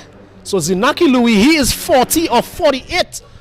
40 of 49 deliveries in the 17th over. And he has really batted for the entire innings, having come in the first over. And he's being retired out here and being replaced by the big hitter, Shanai Mesmin. We've just 3 overs left after this one. The Soufriere team, in an effort to capitalize on the remaining overs, the remaining deliveries, they believe that it's best that Shanai Mesmin comes in now, and they have really sacrificed the innings of Zanaki Louis. He would be disappointed, but cricket is a team's sport, and you do whatever is best for the team. As Chad Polius continues, and Kevin Gassi spunks this one, but straight to the fielder at cover, and there is no run. So these decisions usually either go one way or the other. Either Shanai Mesmin gets going or he himself gets out. As Kevin Gassi swings this one into the vacant square leg region, and that one will go to the boundary. So a much needed boundary here off the bat of Kevin Gassi. And the Soufriere score, it moves up to 159 for 3. We are inside over number 18, so Soufriere would be wanting to end the innings on a high as we see a fielding change. Fielder has been positioned at the deep square leg region as Kevin Gassi gets a hold of this one high and far over the tip mid-wicket region for 6. So the boundaries are beginning to flow here again for the Soufriere team. 4 followed by a 6 off the bat of Kevin Gassi. The attack being taken to Chad Polius. Kevin Gassi moves on to 11 of just 3 deliveries. A change in the line of the attack from Chad Polius as he goes around the wicket. And Gassi spunks this one straight to the fielder at long on, who stays back and opts to save the boundary as opposed to trying to make a catch out of that one. So Chad Polius, after picking up a wicket of his first delivery, he has conceded 11 runs in the 4 deliveries that have followed. 2 more deliveries in his 4th over. It brings Shanai Mesmin, the new batter, on strike. And that one is a full toss, but Shanai Mesmin only able to squeeze this one out to the fielder at square leg. Really missing out. Had he been able to get this one past the fielder at square leg, it would be in a certain boundary. But a very good dot ball, one would say, from the Mabouya Valley team. 1 run, being picked up. So Shanai Mesmin is off the mark. Bring Kevin Gassi back on strike. And this one is a very good delivery there from Chad Polius. A quicker delivery, going past the outside edge, and brings over number 18 to an end, Soufriere. They've really been stuck in first gear, 167 for 4. The not-out batsman, Kevin Gassi, he's 12 of 6 deliveries, and Shanai Mesmin, he had just been introduced out into the middle after Zinaki Louis had been asked to retire out.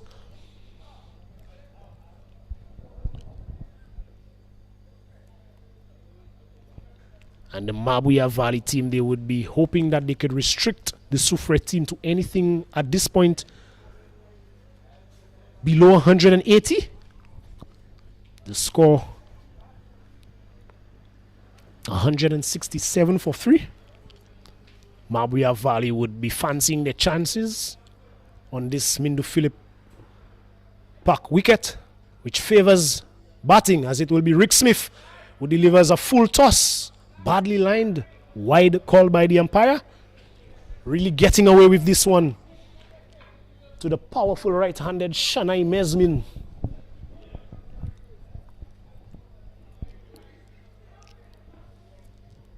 As Rick Smith is back at the top of his mark. And this one again goes past the bat and the off stump, as Shanai tries to drag this one into the leg side. But Rick Smith, from what we've seen of him so far, he's opted to really bowl those deliveries on a line outside the off stump and asked the batsman to force those deliveries. A loud appeal, and he's been given out.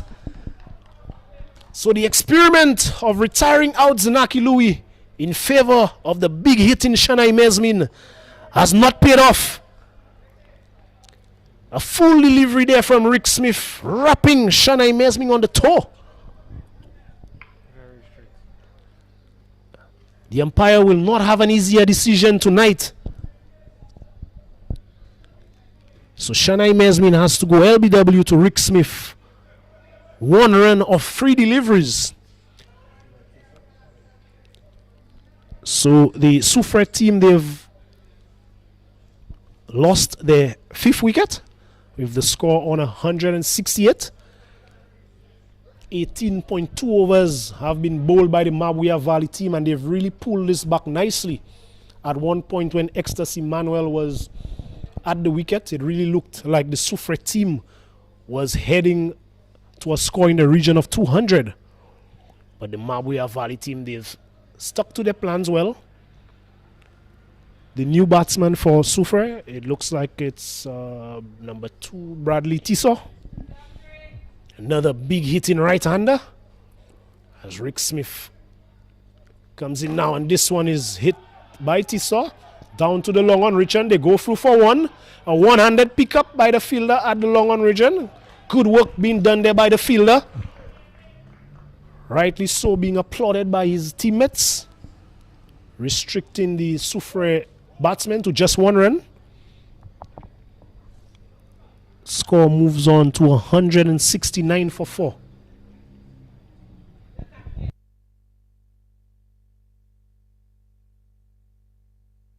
This brings Kevin Gassi back on strike as Rick Smith comes in.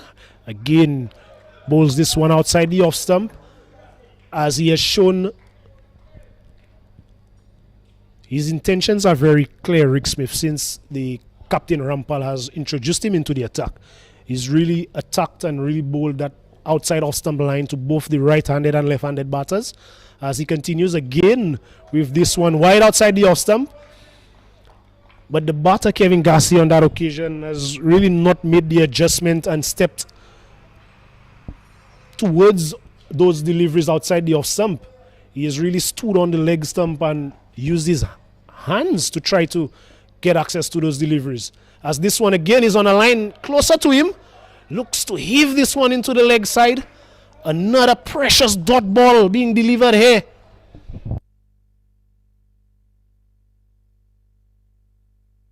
Very good over in the context of this encounter here by Rick Smith.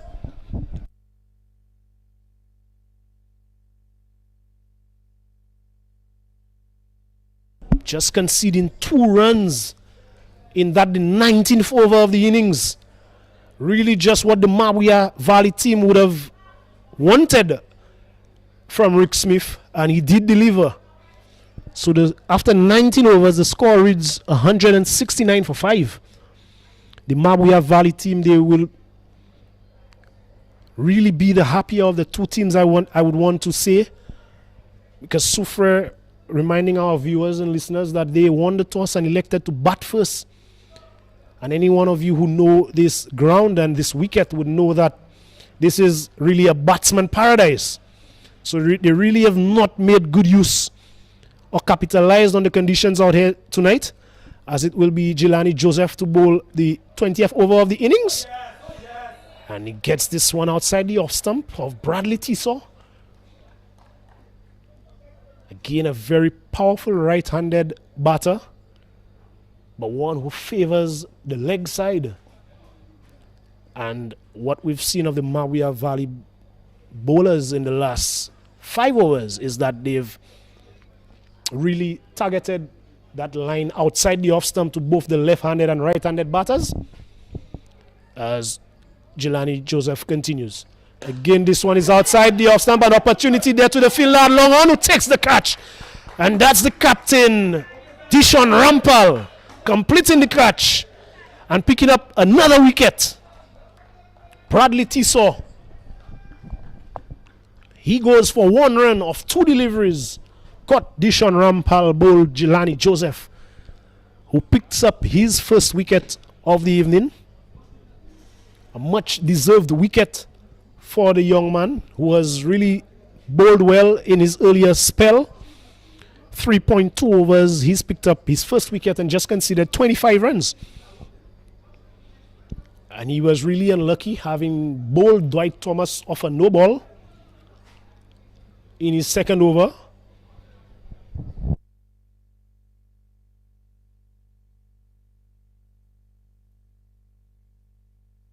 Also be 2 catches being dropped off his bowling, so he has really been unlucky.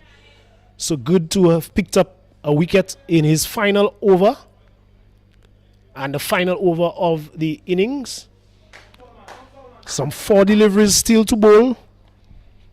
The new batter is Dalius Monrose, another powerful right-handed batter, and Monrose gets this one out into the mid-wicket region. They go through for 1 and they think of a second, and they're able to come through comfortably. Score moves on to 171 for 6. Current run rate 8.8 runs per over. At one point, that run rate was well over 10s. So the Mabouya Valley team, they have done very well to reduce the scoring rate. And they would want to keep the Soufriere team under 183 deliveries left. 171 for 6. Dalius Monrose on strike as he gives himself room and cuts this one, but straight to the short foot man fielder. They go through for a single. The fielder stopping that one first and foremost, and then taking a shot at the stumps. Not able to effect a direct hit. Score moves up by 1 run. 172 for 5. 2 legal deliveries left in the innings. As the Mabouya Valley team, they're really taking their time to set the field. We see a change in the line of attack from the bowler. He goes around the wicket. Deep square leg, third man. And this one is pulled over the mid-wicket fielder for 4. A commanding stroke there from Kevin Gassi. Jelani Joseph going around the wicket and digging this one in short. But Gassi was back and across and spanking that one over the mid-wicket fielder for 4. So 4 vital runs being picked up here.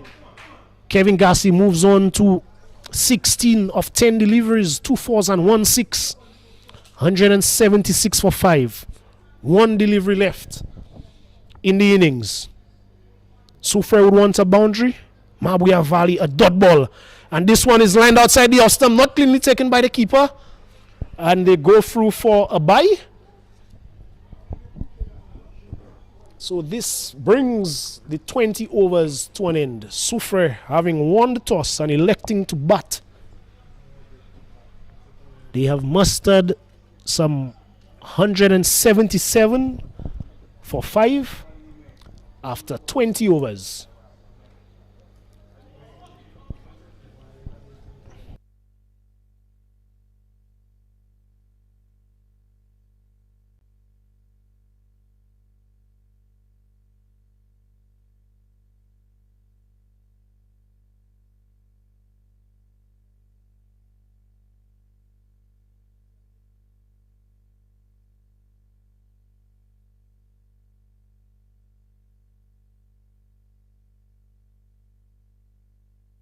So just to take a look at the Soufriere scorecard in this quarterfinal encounter, Julian Sylvester, he was out LBW to Quintus Abbott for 6 runs. He faced some 4 deliveries. Dwight Thomas, he was bowled by Kribo.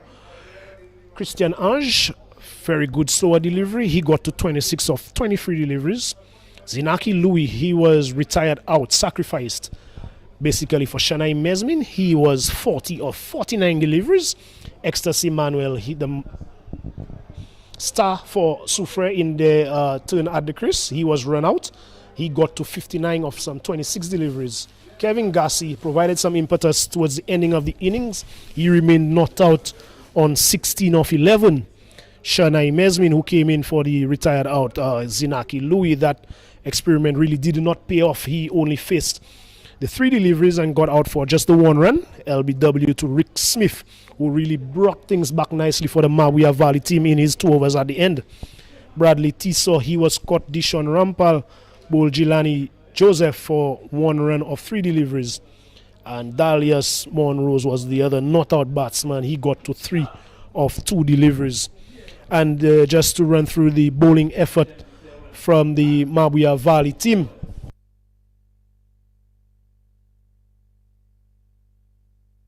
Quintus Abbott, he bowled 4 overs, picked up 1 wicket for 33 runs. Jelani Joseph, his opening bowling partner, he also bowled 4 overs, picked up 1 wicket for 32 runs.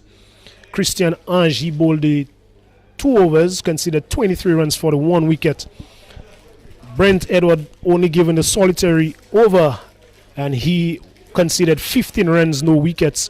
Dishon Rampal, the captain, 3 overs, no wickets for 27 runs.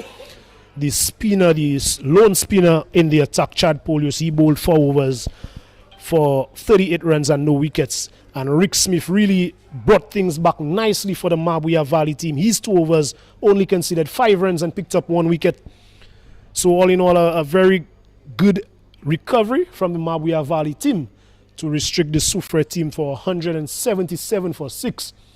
So that would mean that the Mabouya Valley team, they would require 178 runs for a place in the semi-final of the PM Cup 2026 competition. So we're going to take a break between innings and we will be back live at the resumption of play.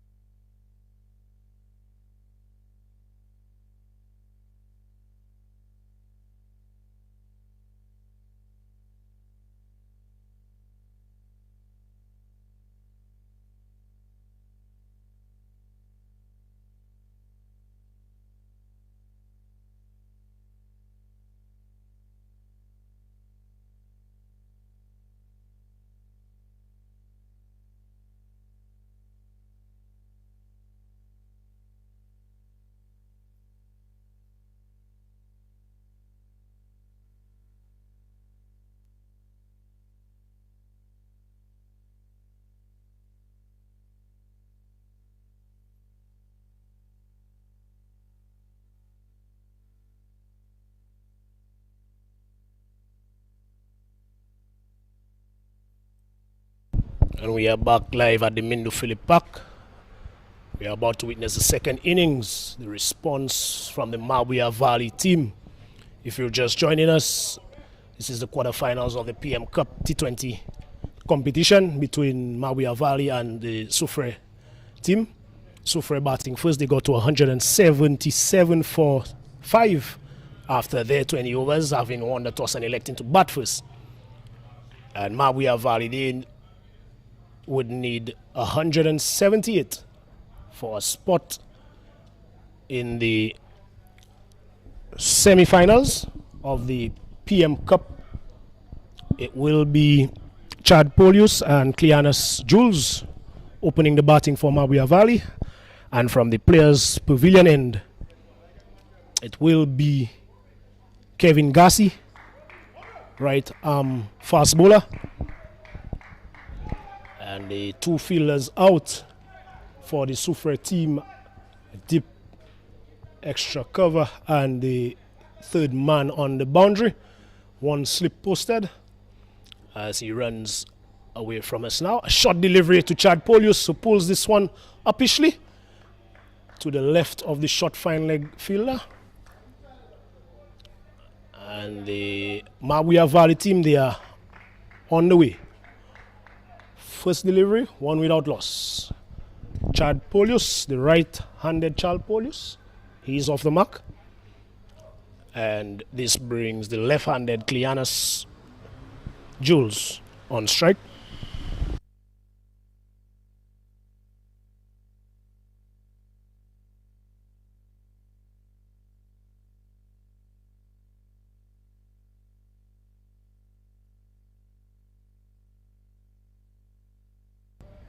Some of the high scores that we've seen at this venue, one would think that 177 from the Soufriere team is quite a modest total.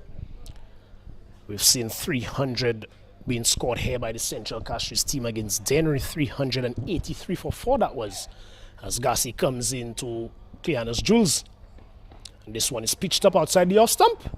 A little bit too much room offered there from Gassi, and wide call by the umpire. Score moves on to 2. As I was saying, the Central Castries team batting at this venue, we saw the highest innings total of 383 for 4. And in that game, we saw a lot of boundary hitting, something that we did not see a lot of today. To the credit of the Mabouya Valley bowlers, one would say. Gassi continues. And this one is pitched up and bowled him! What a start to the innings from the Soufriere team. And the celebration to match from Kevin Gassi. And this one was pitched up and swinging into the left-handed Cleanus Jules. Looking to work this one into the square leg region. Getting bowled. And a brilliant celebration to back a brilliant delivery from Kevin Gassi. Soufriere, they are on the match. And the Mabouya Valley team, they are under pressure, having lost the first wicket of the third delivery of their response. They are now 2 runs for the loss of 1 wicket. Kevin Gassi showing all his experience here, showing all his skills. Right arm around the wicket to the left-handed Cleanus Jules, and pitching this one in, pushing this one up to the batter, making use of all the movement that's on offer, and going through the gate, comprehensively being bowled. Cleanus Jules had no answer to that one. The new batsman for the Mabouya Valley team,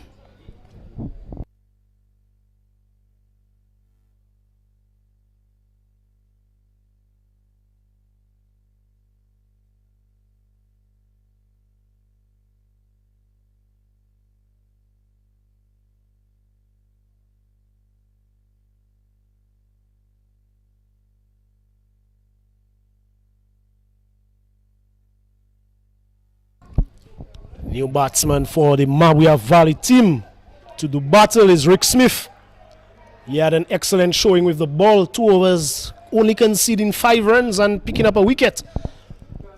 So more of that excellence would be expected of him with the bat. Facing up to Kevin Gassi. This one is pitching up and swinging away from the right-hander, who drives this one neatly to the fielder at mid-off. And there's no addition to the score. The score, 2 runs for 1 wicket. Some 4 deliveries have been bowled, and the Soufriere team, rightly so. You could hear their chants and their echoing through the mic, I'm sure. Gassi continues, final delivery of the first over, and this one is swinging away, and Rick Smith driving this one to the fielder on the sweeper boundary on the offside. Go through for 1. He's off the mark. Mabouya Valley, they move on to 3. My error, it was still 1 delivery left in the first over. 1 wide wicket, dot 1, and 1 delivery left. So Kevin Gassi, a brilliant first over so far. Brings the tall figure of Chad Polius back on strike. And this one is short and wide outside the off stump. And a precious dot ball to end the over. So after the first over, the Mabouya Valley team needing 178 runs for victory. They've lost their first wicket with the score on 3 runs.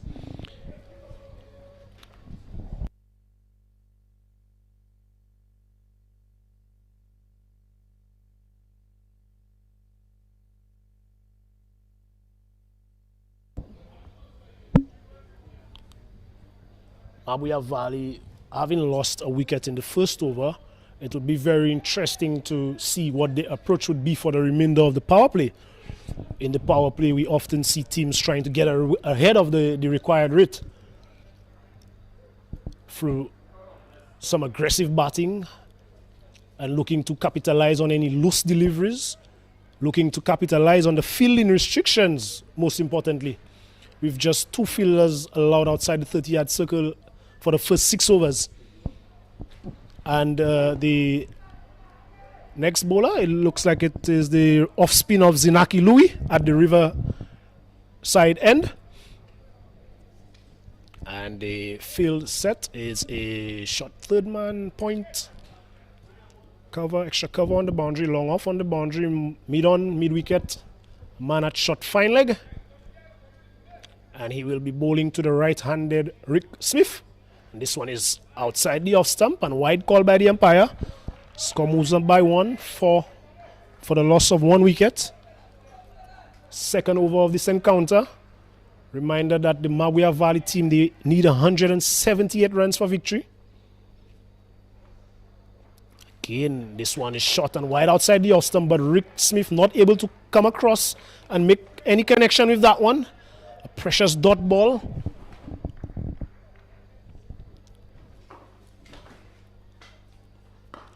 This one is punched off the back foot in the gap this time. And he's able to get a single. Score moves on to 5 for 1. This brings Chad Polius, who will be facing Zinaki Louis for the first time in this innings.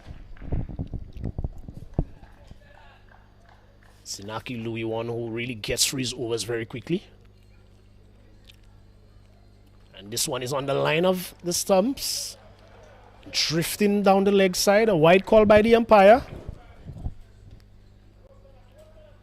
Zinaki really not giving the batters any sight or any feel or flight. Really quick through the air. He's bowling with the new ball. And that one is flighted, and Chad Polius goes down on one knee and gets this one over the mid-wicket ridge, and this one will roll into the boundary now. And he picks up the first boundary for the Mabouya Valley team.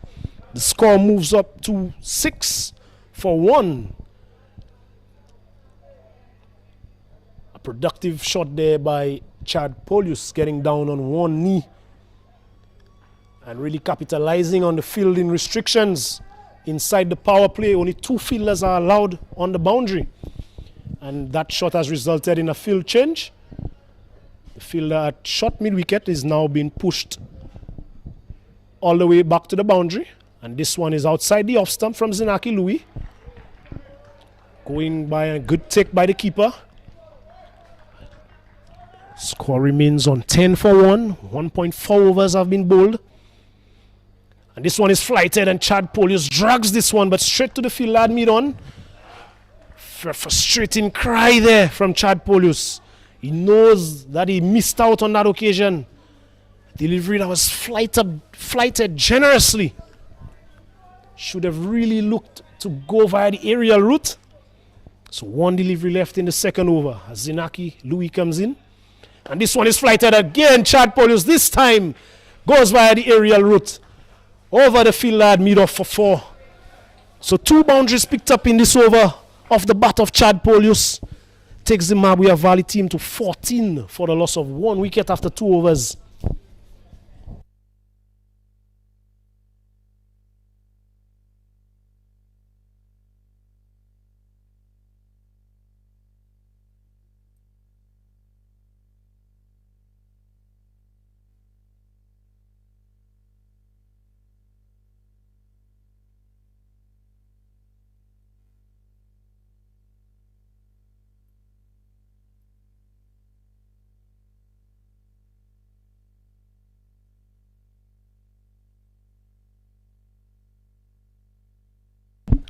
So it will be Kevin Gassi to continue the attack for the Soufriere team.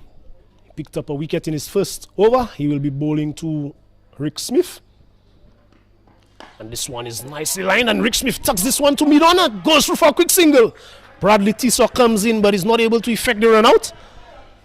So good pressure being applied here by the Mabouya Valley team. On another day, that would have been a dot ball. But the Mabouya Valley team know that they would need to put some sort of pressure back onto the Soufriere team, having lost an early wicket. And it's not only via the boundary route. Good running between the wickets would help them achieve that as well.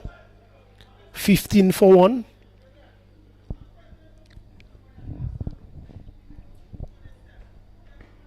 And this one is pitched up and takes the edge, goes to the left of the point fielder. But the fielder on the third man boundary comes around and restricts the batsman to 1 run. The score moves on to 16. Chad Polius, he moves into double digits. He is now 10 of 7 deliveries. And Rick Smith, who will now be on strike, is 3 of 6 deliveries.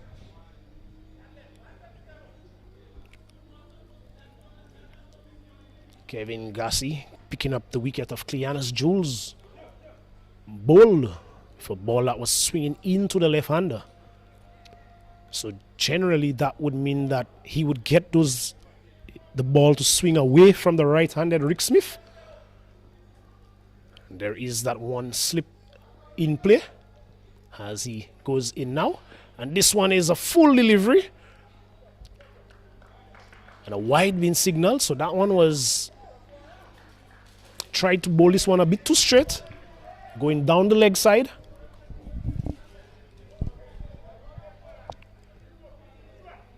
On the replay, it's close to the pad. Wide enough to be signaled by the umpire. Score moves on to 17.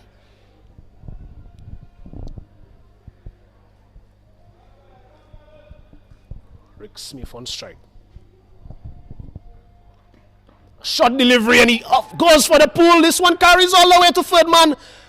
Does he take the catch? No, he doesn't. Let's wait for the signal from the umpire, whether this is a 4 or 6. And the signal comes now. It's a boundary off the bat of Rick Smith. So this one was shot, and Rick Smith into the shot early, getting a top edge, carrying all the way to the third man fielder. Was not able to come across in time to effect that catch, and the ball one bounce into the boundary takes the score up to 21 for 1. Rick Smith, he is 7 of 7. A change in the line of attack from Gassi. Right arm around the wicket now. Another shot delivery, and Rick Smith spangs this one from mid wicket for 4.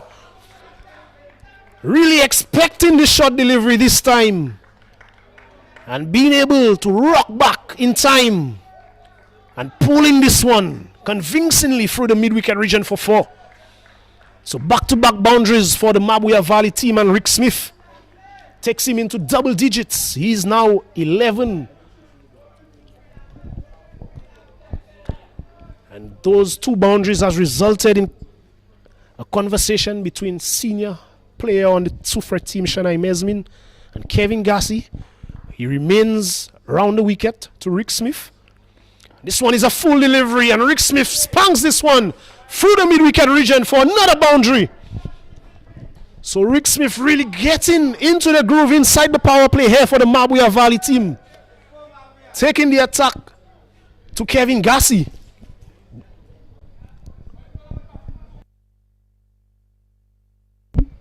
Rick Smith now moves on to 15 of 9 deliveries.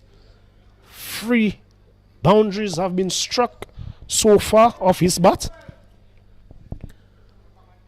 So this over, Kevin Gassi 1.5 overs, 1 for 18. Those 3 boundaries from Rick Smith has resulted in some field changes. The fielder on the boundary on the offside comes into the circle, and the man at mid-wicket goes back to deep mid-wicket. So the 2 fielders out on the boundary, third man and deep mid-wicket. Kevin Gassi goes back over the wicket.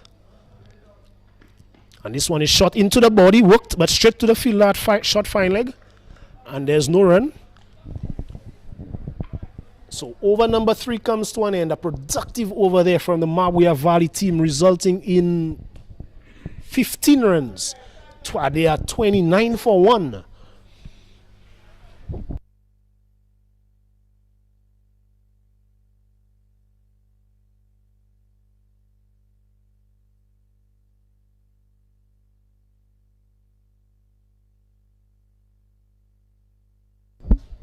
Joining me now in the com box would be Jamal James.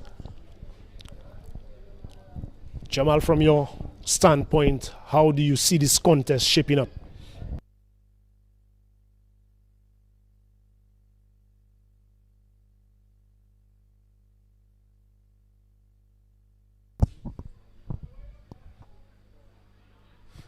Well, good evening to the viewers and listeners. Very expensive over from Kevin Gassi. Surely more would have been expected from a player of his quality and class. But such is the nature of T20 cricket. Difficult to bowl in the power play. Yes, the Mabouya Valley team, they've really come out all guns blazing after losing of the wicket in the first over, that in Kevin Gassi's over. But Rick Smith has really taken the attack to him as we see a bowling change. It will be Bradley Tiso from the river end. This one is hit straight to the man into the cover region. And there's no run. The score remains on 29 for 1. So Bradley Tiso replacing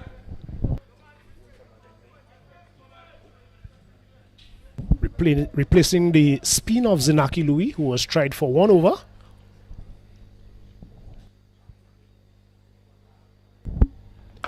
And Chad Polius hits this one, but falls just short of the fielder at mid-off. Jamal, having won the toss, Soufriere got to 177. What did you make of their first innings effort? It's definitely a decent total on the surface. And I think that the Mabouya Valley team would have to do quite well to chase it down.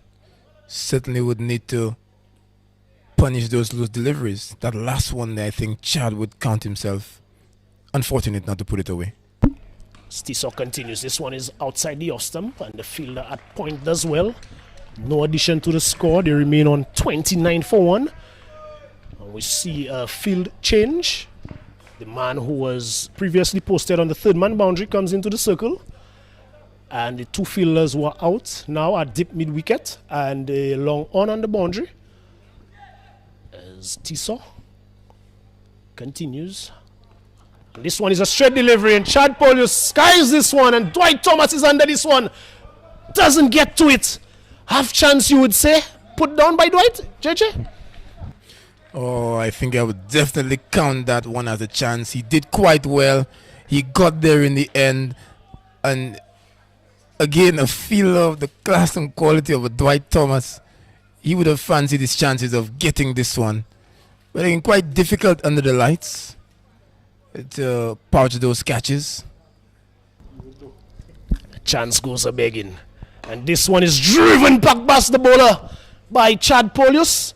The fielder who was posted at the long on region comes across and restricts them to just one. The score moves on to 32 for 1. A very difficult chance being put down there off the bowling of Tiso. And Chad Polius lives to fight another over for his team. He's 13 of 12. Rick Smith is 15 of just 10 deliveries. He will be facing Bradley Tiso for the first time. Let's see how he opts to play. And this one is pitched up and works straight to the field mid-on. A quick single there. A good running by the Mabouya Valley team. So after 4 overs, Mabouya Valley, they are well poised and well positioned on 33 for 1. Yes, a good start. But surely, Dexter, you need to admire the work of Bradley Tiso in that over. Clearly, this is a bowler who has understood conditions. Didn't come to bowl with any great pace on the surface. Had the right field, in my opinion, and he bowled quite well to that field. But again, it underscores the importance of batting in partnerships. Smith had done so well in that Kevin Gassi over, smashing him to all parts. Surely, Chad Polius should have given him that single early on so that he could have continued in that vein. But he was basically starved of the strike, and only 4 runs were taken off that Bradley Tiso over. Yes, a very economical over if you're a Soufriere fan at the moment. Just 4 runs, and we saw that when Rick Smith bowled, he really used those cutters to good effect. As we see another bowling change from the Soufriere team, they are really ringing in the changes. It will be Shanai Mesmin replacing Kevin Gassi from the Players Pavilion end. He will be bowling to Rick Smith. And this one is shot into the body. He works this one, and untidy effort there from Bradley Tiso at short fine leg, resulting in a run. Rick Smith moves on to 17. Soufriere, Mabouya Valley, they are 34 for 1. Yes, a bit of untidy work there from Tiso after bowling such a good over. Surely he would need to back up his captain with a better fielding effort. And you don't want to take this Mabouya Valley team for granted. Partnership quietly building. 2 batters doing quite well at the moment. See a fielding change. Fielders out on the leg side, long on and deep mid wicket. Mesmin just takes the pace of this one. So good signs of willingness to change things up from Captain Mesmin. Yes, Shanai Mesmin really sticking to what has been working, and he faced only 3 deliveries in the first innings, but he would have seen how effective those slower balls were when Rick Smith was bowling. As he continues, and this one he's wrapped on the body as Chad Polius goes back and tries to defend.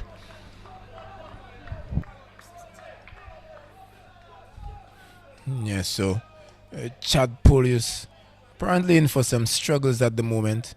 I think strike rotation might be key for him to just get Smith on strike. Smith striking quite well. Again, the importance of batting in partnerships. It's not happening for Chad Polius at the moment. And this one is pitched up, and he hoiks this one into the leg side. An opportunity and a very good clutch from Zinaki Louis running in from the mid-wicket boundary.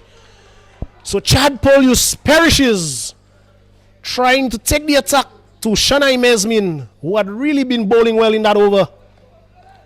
And Mabouya Valley, they lose their 2nd wicket. The score now reads 34 for 2. Chasing a target or needing 178 for a spot in the semi-finals of the PM Cup. There's a lot at stake in this game, and I feel bad, Dexter, because I might have just put the commentator's curse on Chad Polius. I just mentioned the importance of rotating the strike and getting the man who has been doing quite well, Smith, on strike. Just get the single, but Chad Polius opting to go big and perishes. Yes, he had soaked up some 9 dot deliveries out of the 15 that he was out there for.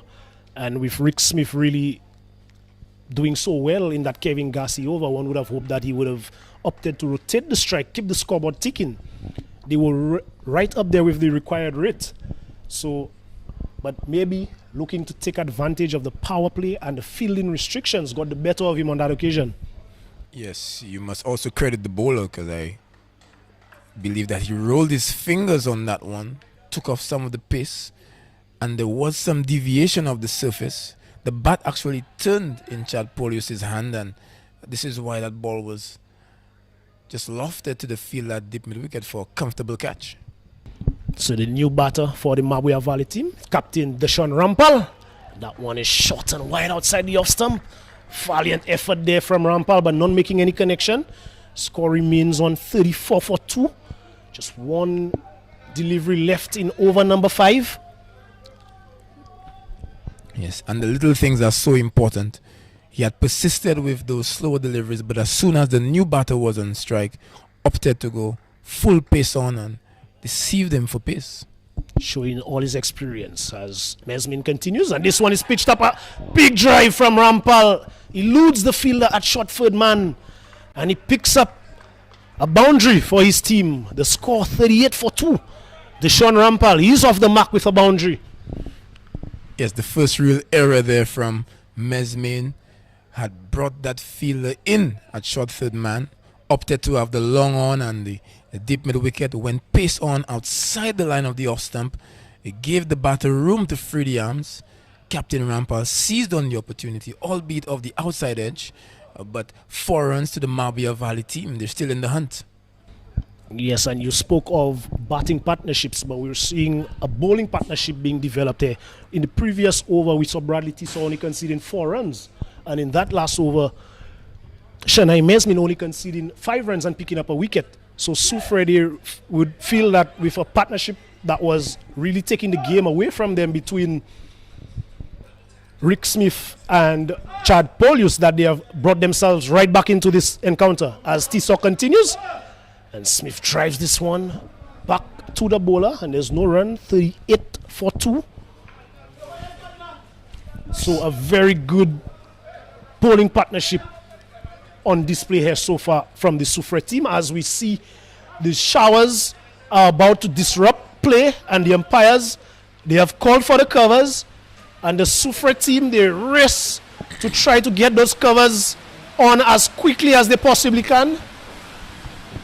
Really an unexpected burst of rain here at the Mindo Phillip Park.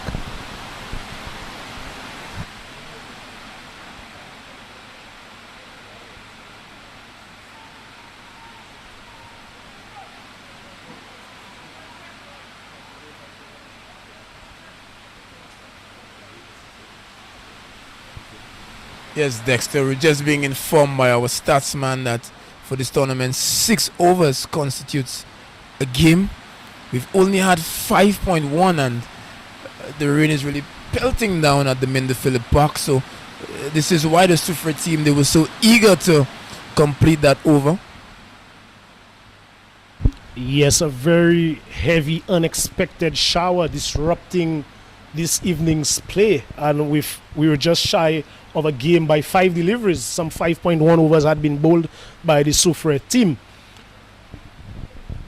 but it looks to have settled, so hopefully this shower does not disrupt the game for much longer. But given what you've seen thus far, advantage to the Soufriere team or the Valley team? I think as it stands, this might well be in the balance. Some 5.1 overs with the Mabouya Valley team, 38 for 2. They know what they have to do. They require 140 of 89 deliveries. They should back themselves, having really restricted the Soufriere team, I would say, to 177. Yes, but from what we've seen thus far, we've seen some quality bowling from Soufriere, and they've changed the pace up a lot. We've seen Captain Mesmin really ringing in the changes. And I just feel that the spinner, the young man from the St. Lucia Sports Academy, Zanaki Louis, once conditions are right, and once he gets it right, he can be dangerous on the surface. yes, the shower definitely would not be to his advantage or to his benefit. You know, a wet ball is always difficult for a spinner to manage. But we will have to wait to see when he does get that ball in his hand again. He has just bowled the 1 over so far. But we want to remind our viewers that this is a quarter-final encounter between Soufriere and Mabouya Valley. Soufriere winning the toss and electing to bat first. They got to 177 for 6. Captain Ecstasy Manuel, he got to 59 of 26. Zinaki Louis, he was retired out. 40 of 49 deliveries. And Dwight Thomas got to 26 of 23. And the pick of the bowlers for the Mabouya Valley team, Rick Smith, 2 overs, 1 for 5. Christian Ange, 2 overs, 1 for 23. And Jelani Joseph, 4 overs, 1 for 32. Yeah, so from what we've seen here on display, Ecstasy Manuel, he really had a fantastic knock. 59 of 26. Yes, he was the one who really got the scoring rate going up for the Soufriere team. At one point, they were really stuck when Dwight Thomas and Zinaki Louis was out in the middle. And once Ecstasy came in after the dismissal of Dwight, he really took the attack to the Mabouya Valley bowlers. And Mabouya, at one point, Soufriere looked like they may have been heading to something in the region of 200. And such is the excellence of that spell from Rick Smith in towards the end, and Jelani Joseph, the way they really bowled in the back end for Mabouya Valley, restricting the Soufriere team to 177, something where they feel that they will give themselves a chance. So were you surprised then when Rick Smith was only given 2 overs? You know how this game goes. They've played 4 games in the preliminary round, 1, 2, lost 2. I am not sure if Rick Smith had played any game before today. So it could be Captain Rampal just trusting in what had really worked for them so far. They have the second highest wicket taker in their ranks as well, in that of Abbott, who has some 12 wickets in the competition and had been bowling really well in partnership with Jelani Joseph and the very experienced Christian Ange. So they may have missed a trick, but nonetheless, it's as the equation reads, they now need 140 from 89 deliveries. That's all that matters now. Yes, the deed is done with ball in hand for the Mabouya Valley team. All to play for at the Mendy Phillip Park, and we do have some good news as the ground staff are coming onto the field. So hopefully we will bring you play very soon, with the Mabouya Valley team needing 140 runs in 89 balls. Join us very soon for more action from the Prime Minister's T20 Cup at the Mendy Phillip Park.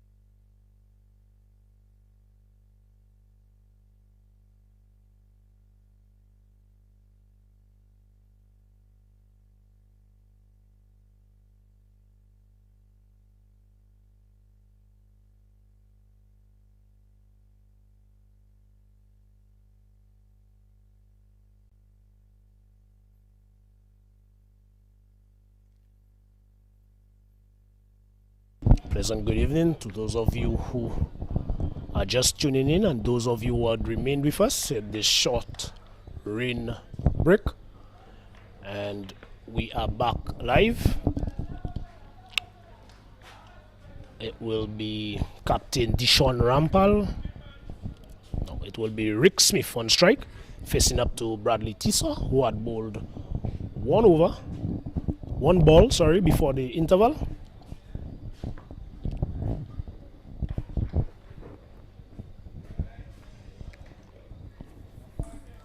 And he will be bowling from the river end, Bradley Tissa.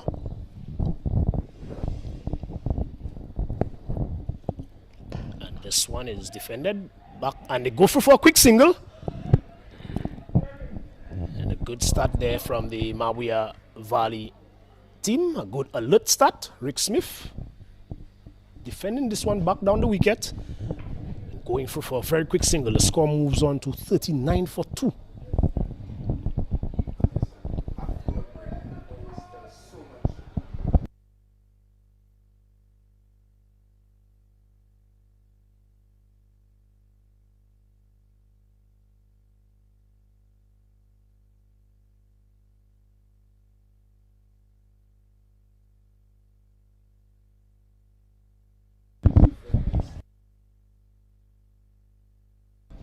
Just before the break, the Soufriere team, they had stringed together 2 very good overs, one going for 4, the other going for 5 and a wicket.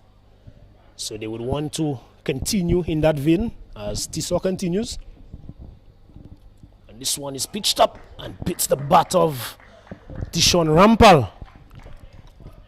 And Tissa continues to cause problems for the Mabouya Valley team.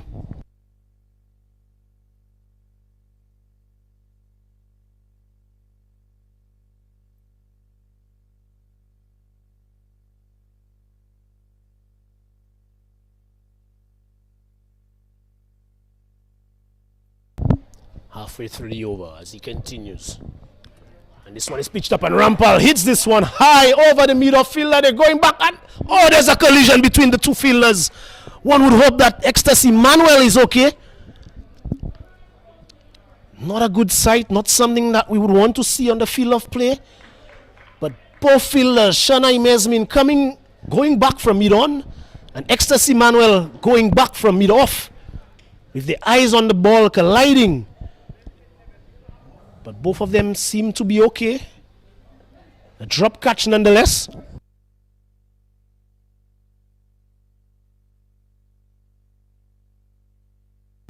And this one is pitched up outside the off stump.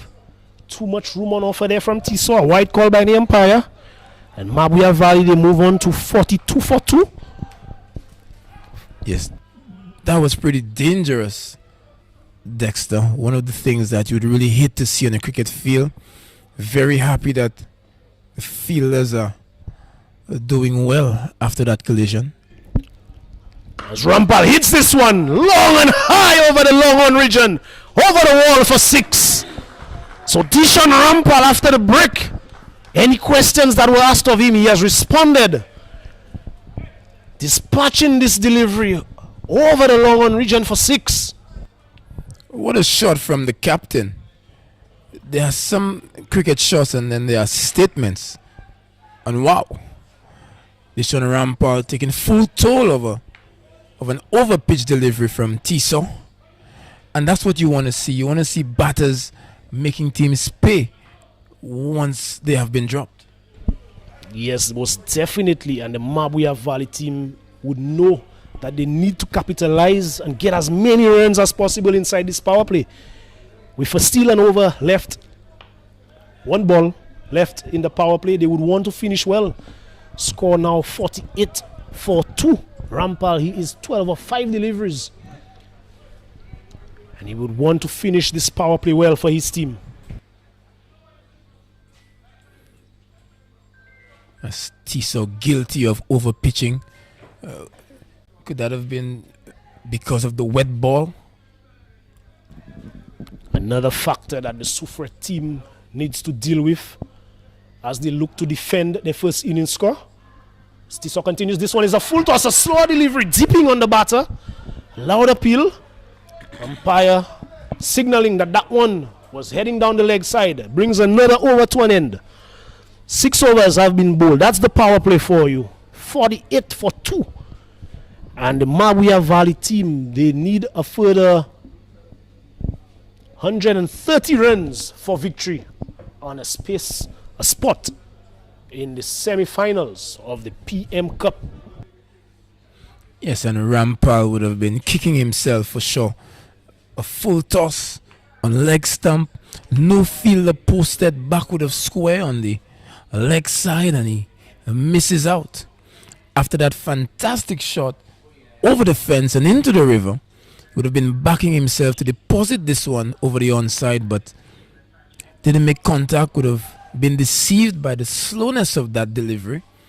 But nonetheless, the Valley team, they've gotten on to 46. They're 46 for 2 after the power play. A lot of work needs to be done. It's 48 for 2. Shanai Mesmin, after a good first over, picked up a wicket, just conceded 5. Would want to continue the good work. And this one is pulled into the square leg region for 6. And that is Rick Smith. He continues to dispatch anything shot that is served up to him. It's just clearing that front leg, rocking back and whipping this one away. Shanai Mesmin would have seen that shot before and would know by now not to put that ball in that area for Smith. But I just love the approach that he's taking at the moment. What a way to bring up the 50 for the Mabouya Valley team. 54 for 2, 6.1 overs. They are really putting their foot down. And this one is shot and cut into the offside. The fielder comes around and he's not able to stop it. Another boundary to Rick Smith. 58 for 2. And Rick Smith, he continues to take the attack to the Soufriere team. Yes, and he's showing that he's no one-trick pony. Has been known for his play over the leg side, has been excellent, but this time getting that gap on the offside, and that ball had so much space on it as it approached the boundary that the fielder basically had no chance. And you see Shanai Mesmin there with hands on hips. He just keeps looking in the direction of the fielder, just giving that stare that says, you should have done better, mate, to support me. But again, such was the quality and the timing from Smith. A lot being expected there of the boundary fielder from Shanai Mesmin. But credit must be given to Rick Smith on the way he dispatched that. And he has moved on to 28 of some 16 deliveries. Dishon Rampal at the other end, 12 of 6. So no letting up from the Mabouya Valley team. As Shanai Mesmin continues, a very well bowled slower delivery. And Rick Smith was able to check that on drive and go through for a single. Score moves on to 59 for 2. So good batting there. Good response so far from the Mabouya Valley team. He certainly played this one well. Didn't opt to swipe across the line. It speaks to a batter who's watching the ball all the way onto his bat. It's really in flow, Rick Smith. Looks to be in good nick. It's Dishon Rampal on strike right now. Shanai Mesmin continues. And this one is pitched up and worked into the onside by Rampal. They go through for one. They think of a second. Will they go through for it? Yes, they do. A throw comes in at the non-strikers end, but the batsmen, they continue to put pressure on the fielders. And this over has been a very productive over for the Mabouya Valley team so far. We've seen 2 boundaries being struck and some good running, picking up 2s when the ball goes into the outfield. It's really good batting from this pair. Mesmin again with the slower delivery, taking off the pace. And it's good batting because after that powerful shot from Rick Smith over the onside, the fielders would have been sitting deep on that boundary rope. And Rampal just tickles this one into the onside and really pushing the fielders. The ground again being slippery, so the fielders being extra cautious. As Mesmin continues. And this one is hit straight to the field at point. Well, good stop there by Dwight Thomas. And there's no run. This after the end of over number 7, a productive over, which has resulted in 13 runs for the Mabouya Valley team. The score now reads 61 for 2. Mabouya Valley, they need a further 117 runs for victory. A good response, a good effort so far from the Mabouya Valley team, Jamal. Yes, you just have to love the way that this game ebbs and flows. It's almost like a seesaw where both teams enjoy a period of ascendancy. At first, you had to credit the approach from the Soufriere team, but ever since we had that rain delay, the Valley team, they've come out with a renewed aggression, a renewed focus on the task, and you just really need to credit Rick Smith and the way he's gone about it. And the captain, Rampal, has taken some inspiration from Smith's performance and has put in a few lusty blows of his own. I think it has caused some concern in the camp of Soufriere. But a good tactical change, as we see the keeper, he's coming up to the stumps for the pace bowling of Bradley Tiso. It will be Sheldon Wheely, a bowling change from the river end. And this one is badly lined down the leg side, half stopped by the keeper, and the batters are alert to what's happening, and they are able to cross through for a single. An additional wide. So 63 for 2. Sheldon Wheely comes into the attack, replacing Bradley Tiso from the river end.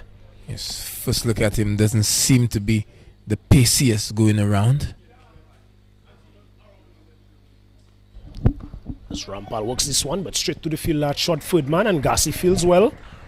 And there's no addition to the score. 63 for 2. Some 7.1 overs have been bowled.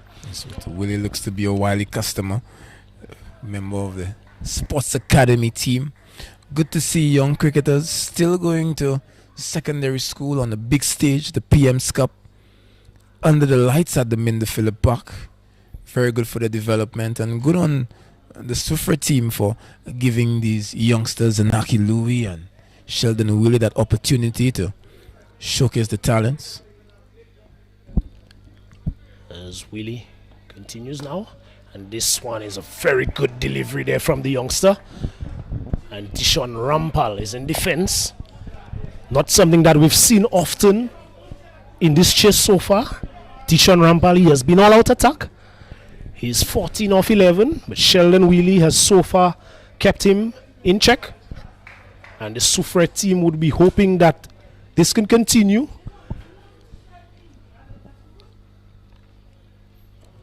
As this one is on the line of the leg stump, and he works this one into the onside, into the short fine leg region, and they cross for another single. 64 for 2. Soufriere halfway through over number 8. Yes, Willie has done well thus far, but again, Rampal would have missed out on that delivery. Shot down the leg side with no deep backward square. Another thought delivery being delivered here by Sheldon Wheely. 4 deliveries, just the 3 runs conceded. So a good first set of deliveries so far from the young Sheldon Wheely. So Captain Ecstasy Manuel has covered the leg side with 3 deep fielders. He knows that that swipe might be coming soon.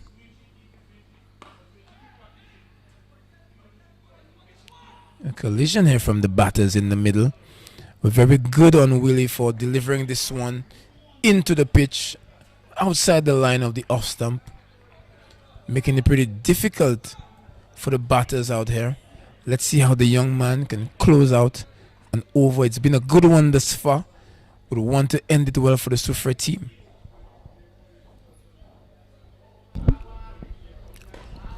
Rampal cuts this one into the offside.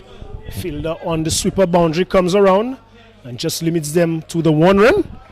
And this brings the first Sheldon Wheely over to an end, just conceding the 5 runs. And Mabouya Valley, after 8 overs, they are 66 for 2, requiring a further 112 runs from 72 deliveries.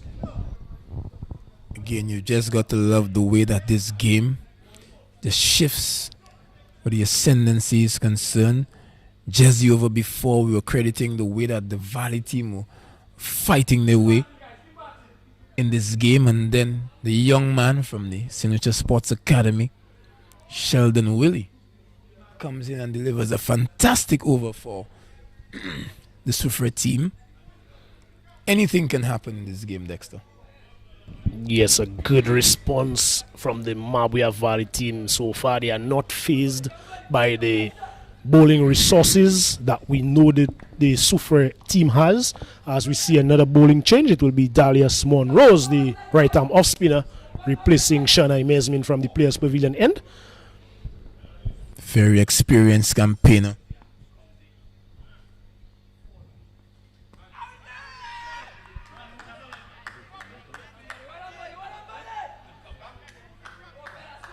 A good start from the off spinner, delivering this one outside the line of the off stump. He's into the surface again. He would know that it will be pretty dangerous to these batters to come any closer.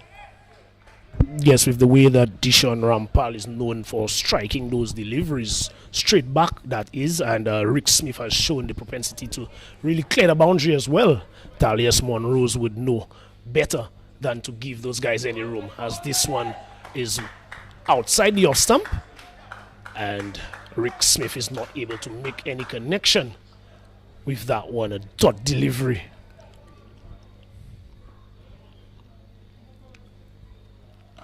Fires this one into the surface. Some indecision from there. Close chance there from the pair out in the middle. That one was just defended into the offside, and the fielder at point coming in quickly. Some indecision. Rampal not responding to the call one time, and some nerves. A good over in the making from Dalius Monrose so far, as that one is cut, but straight to the fielder at point, who puts his body on the line. And there's no run. 68 for 2. One delivery left in over number 9. Just 2 runs conceded in the 5 deliveries. He slows this one up. Rampal swipes across the line, but no pace on that delivery to work with. The flight and guile and experience from Dalius Monrose, that over only conceding 3 runs. Yes, and with a required run rate of 9.911 runs for the Mabouya Valley team. A very good over there from Dalius Monrose in the context of the game for the Soufriere team. And it looks like it will be Sheldon Wheely to continue from the river end. He will be bowling his second over. He had a very good first over that only went for 5 runs. And the Soufriere team will be hoping for more of the same. But Mabouya Valley, they will be searching for a way to really put the pressure back on the Soufriere team.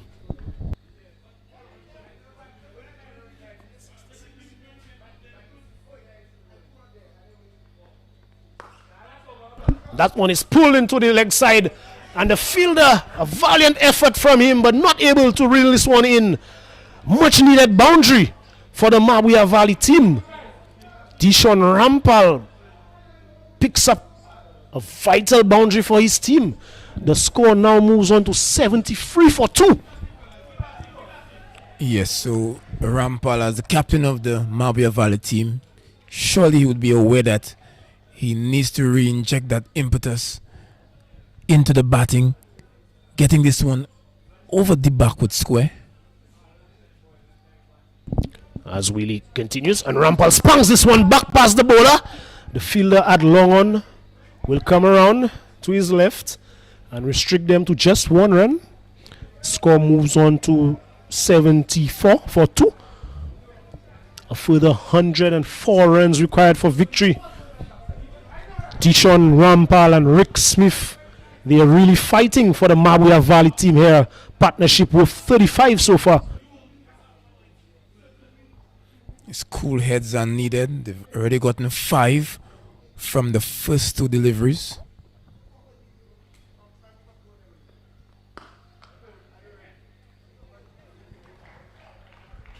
Dot delivery from Sheldon Willie, just pushed back to him. Surely more should have been done on that delivery there. The Valley team, after picking up 5 from the first 2 singles of every ball, would have gotten the job done, would have achieved the rate. And this is what happens when you are a bit too casual. Now there's some pressure being applied, and he's looking for that swipe across the line. All the boundary riders and so much acreage of space on the leg side and the offside. Pull him! A very good delivery there from Sheldon Wheely. And what a celebration! The Soufriere team seem to have a bag of celebrations. And this one was pitched up and an almighty heave. So just as we were saying, Dexter, the pressure was applied. Should have taken that single. He applied that pressure to himself and basically locked himself in a cage and tried to break free, swiping across the line. His head went in the air, and Sheldon Willie celebrates for the Soufriere team. But the young man needs to be a bit more careful with those celebrations. Dexter, making physical contact with the batter on his way out. Something that maybe you can speak to the youngster about after the game? Yes, definitely. In a quarter-final affair, you want to be very careful. But such was the excitement from the young man picking up his first wicket of the game. Getting rid of the dangerous Rick Smith for 31 of 24 deliveries. He had struck some 4 fours and 1 6, striking at 129.2 of this. A very good effort there from Rick Smith, but more would be required from the Mabouya Valley team. They continue to lose wickets just when their partnerships begin to look threatening. Yes, they had already gotten 5 runs of the first 2 deliveries, and good on the youngster Sheldon Willie for sticking to his guns and picking up the wicket for his team. New batter comes in. It looks to be Kirby Gustav.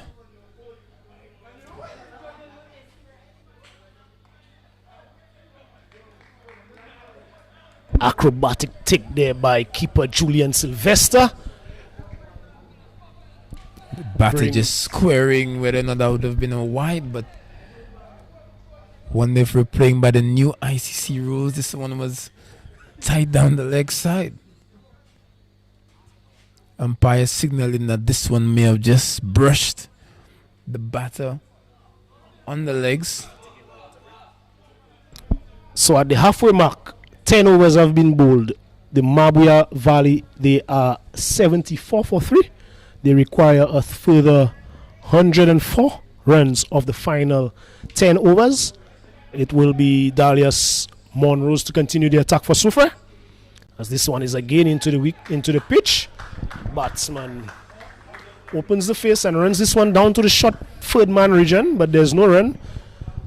No addition to the score. 74 for 3. 10.1 overs have been bowled. What do you make of this equation? It's looking pretty dicey for the Valley team at this moment, and a lot of pressure being applied by the experience of Monrose and the youthful exuberance of Sheldon Willie. Monrose very tidy as an off spinner, not giving that length to get underneath the ball. He's making it difficult. Has he created a chance? Oh, the fielder's possibly not quick enough on that occasion to pause the catch. But it's pretty difficult to get after Dalius Monrose. Yes, Dalius Monrose really hitting the right lengths that are required on this surface and not allowing the batters any room or being able to get under those deliveries. And the required run rate has now crept up past 10. So pressure really being brought back onto the Mabouya Valley team. This one is an inside edge going past the stumps. Straight to the fielder at short fine leg. A close one there. And Gustav is off the mark. A 76 for 3. Some 10.4 overs have been bowled. It's the furthest that Monrose has brought the delivery up to the bat. Should have been made to pay by Kirby Gustav, but again, just coming into the wicket. It's not been used to the conditions, but some overthrow, some sloppy cricket by Soufriere. Giving away a run, you just never know how costly that might be to the back end of the chase. Bringing Rampal back on strike, the man who certainly has the ability to clear the ropes. Can he make them pay for that single? A fielder guilty on that occasion was Inaki Louis on the offside boundary. As Monrose continues, and this one is flighted and spunked straight back to the bowler, who stops this one. Has he done some damage to himself? No, it doesn't look that way. So a good stop there from Dalius Monrose off his own bowling. No, Dexter, the men from the Sulphur City are built strong. It's going to be nothing for Dalius Monrose to put his body on the line for the team in this crucial quarterfinal encounter. Definitely not a player that the Soufriere team would want to lose via injury, as he missed the previous game and coming in for this one. As we see the end of another over, and the Mabouya Valley team, they are 78 for 3 after 11 overs, and even 100 runs required for victory of 54 deliveries. 7 wickets in hand.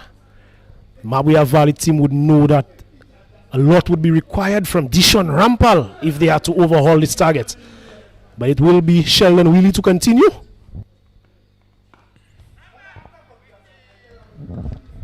Another dot delivery. Sheldon Wheely again setting the tone at the start of the over. But Rampal can't do it alone. He needs support. He needs the batters at the other end to get things going as well. Kirby Gustav facing up now, and this one is back of a length from Sheldon Wheely. Some good line and length from the youngster, not giving any room to the batsman. But Gustav, he definitely needs to find a way to get Rampal back on strike. Willie again, not the quickest of bowlers, but seems to be a young man who understands what's required.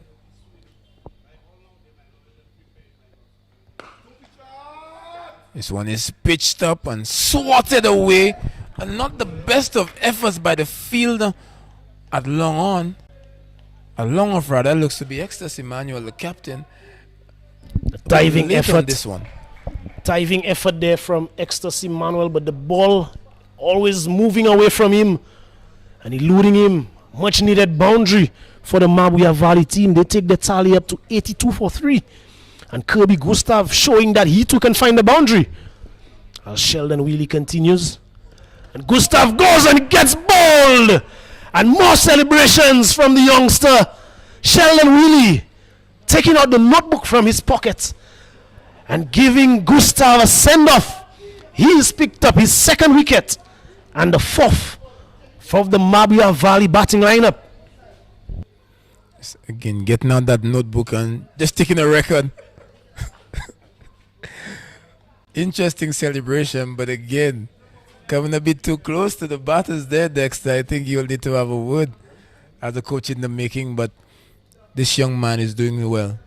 Targeting the stumps, brought the keeper up to the stump, not giving that length to get underneath. Has certainly looked impressive.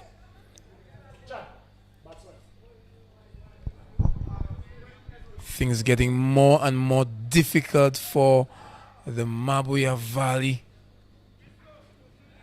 Dishon Rampal knows that the weight of the chase really rests upon his shoulders as the leader and as the senior batter at the wicket. they're really up against it, Dexter. Yes, with 96 required of 50 deliveries, a required run rate of 10.67. Only 6 wickets left in hand. And Sheldon Wheely, with the way that he's been bowling, Mabouya Valley, they are really up against it here this evening at the Mindu Philip Park. As this one is worked into the onside by Brent Edward, and they settle for 1 run. The score moves on to 83 for 4. And 1 delivery left inside over number 12. Yes, but the way that the new batter played that delivery does inspire some confidence that he has a batting ability and looks to be a quick mover between the wickets as well. That would be needed at this back end, this end phase of the innings. Rampal is driving, but again, the youngster not shy to have a word. It's something that we see from very fast bowlers, Dexter, but it's the first time I've seen a bowler of that pace being so aggressive. Well, when you've bowled 3 overs for less than 20 runs and picked up 2 wickets, that sort of adrenaline gets you in that mind frame. So Sheldon Wheely has bowled 3 overs for 15 runs and picked up 2 wickets. The pick of the bowlers so far for the Soufriere team and the youngest of the lot. A very good outing for him so far. And it will be Dalius Monroe's to continue. Mabouya Valley, they are 83 for 4 after 12 overs. Monroe has yet to pick up a wicket, but 2 overs for 7, very tidy. Hitting some areas and that makes it very difficult to score, and he's being backed up adequately in the field. Yes, something that we did not see from the Mabouya Valley team and their turn out in the field. The fielders really did not do the best of their ability to support their bowlers.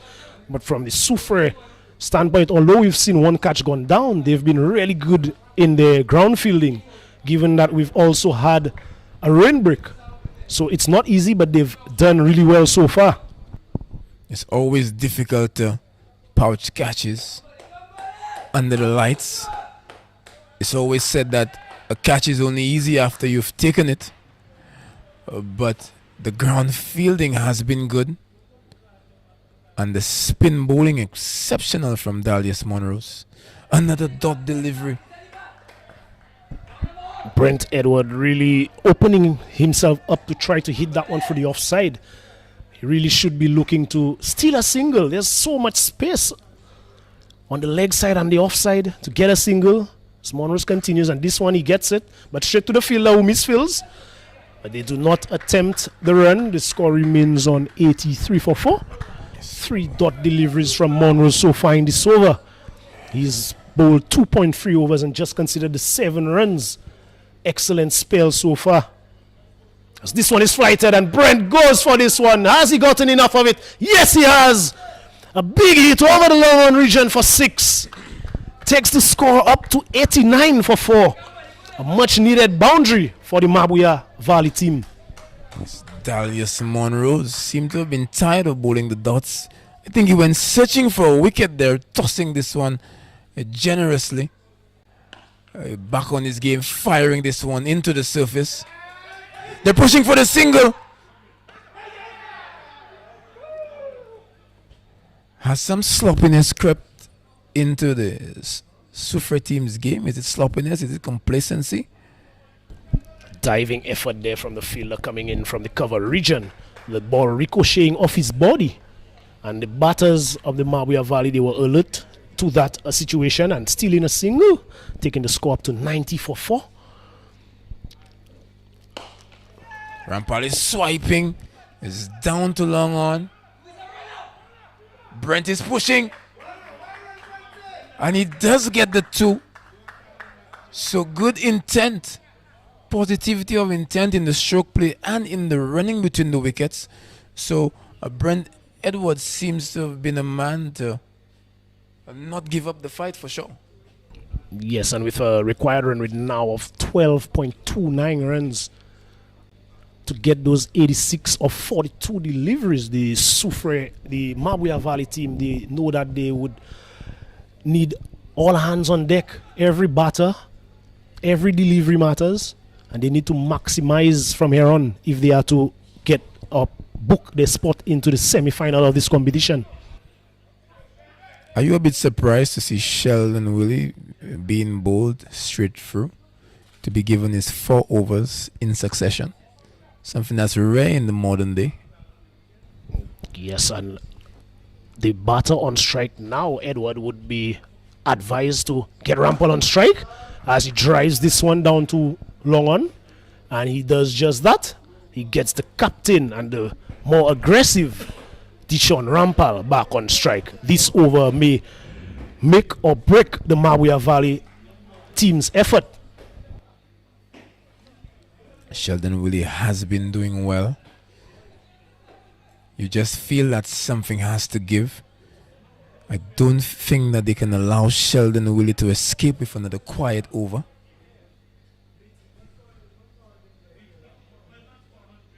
Rampal knows that he needs to make something happen at this point.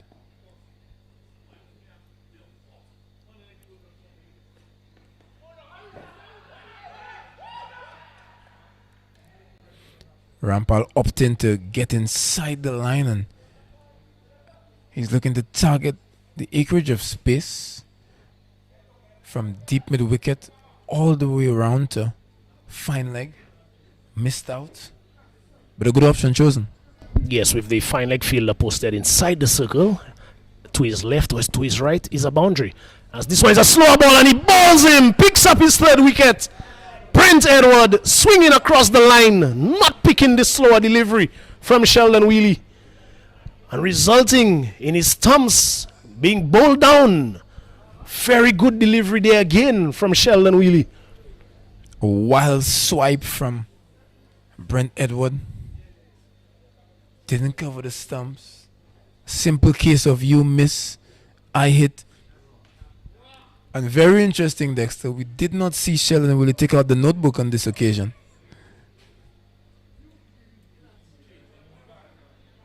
But you did mention that this over could make or break the chase. Willie definitely breaking the back of the Valley, picking up that wicket. Brent Edward, he did look good for the short time that he was there. Yes, he did play his shots and try his utmost best to get the scoreboard ticking.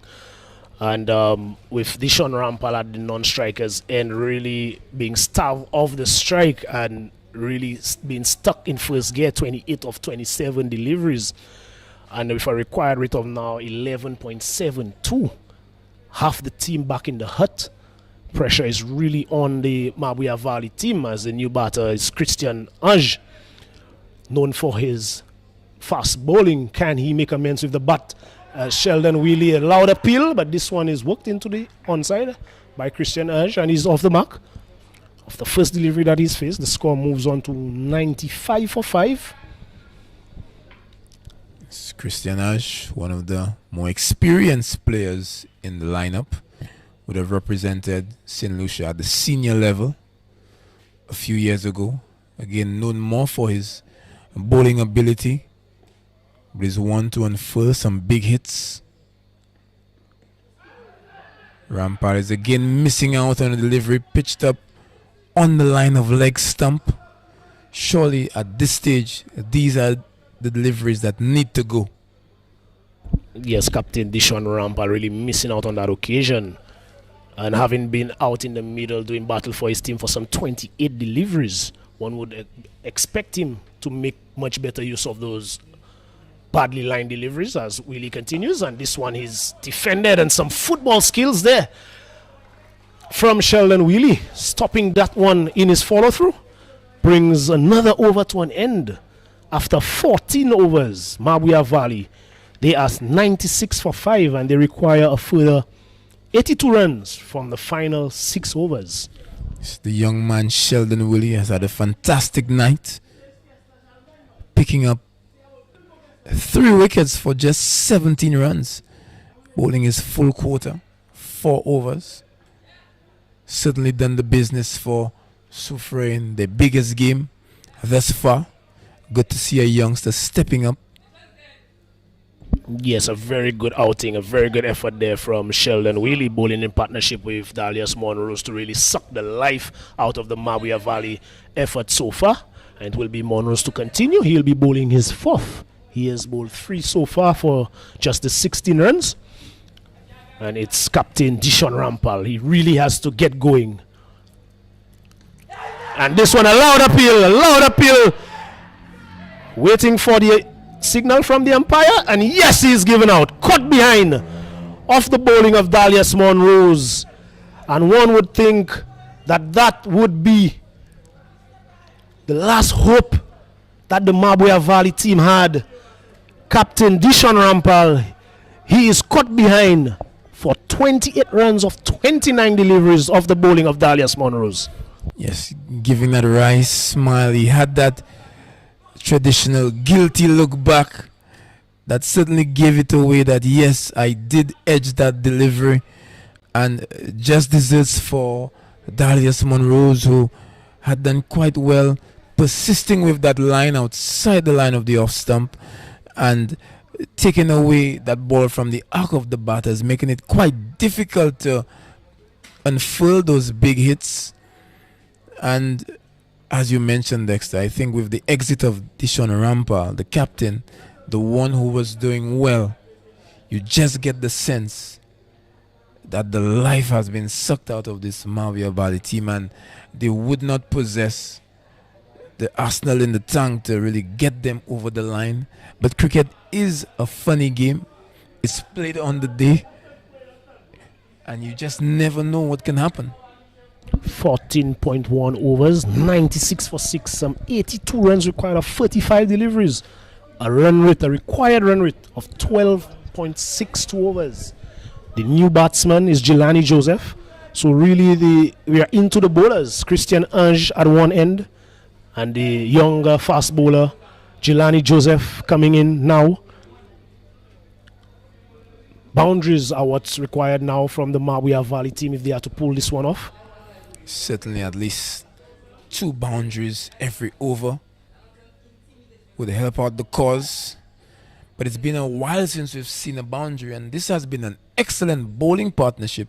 It's the first time in a long time we've seen this where both bowlers were given the full quota of overs unchanged. Yes, and Dalius Monrose and Sheldon Wheely, they've really stuck to the plans of their captain, Ecstasy Manuel, and they've done so well for their team, putting the team in a commanding position, one has to say, at this point.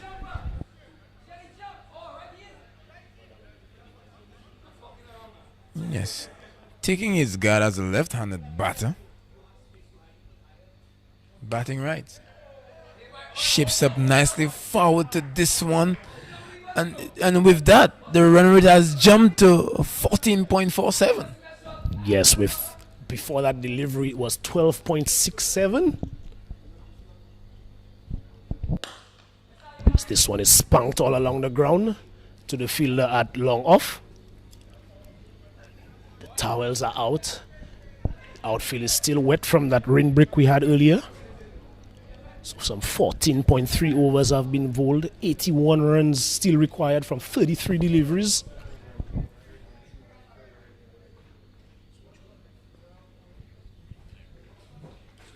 Monrose to Urge. Beaten outside the off stump. All the pace been taken off. But Christian Ange, he didn't go after this one as ferociously as required.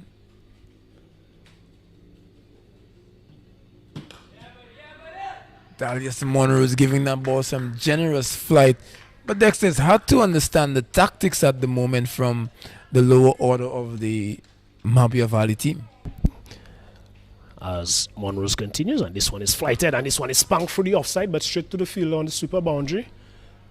We've seen some defensive strokes being played there by both Jelani Joseph and Christian Ange to Dalius Monrose in that over.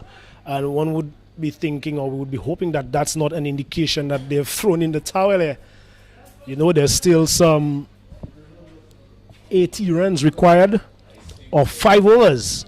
and it's boundaries that are required. So they should be looking to really take the attack to the Soufriere bowlers, as it looks like we will have another bowling change.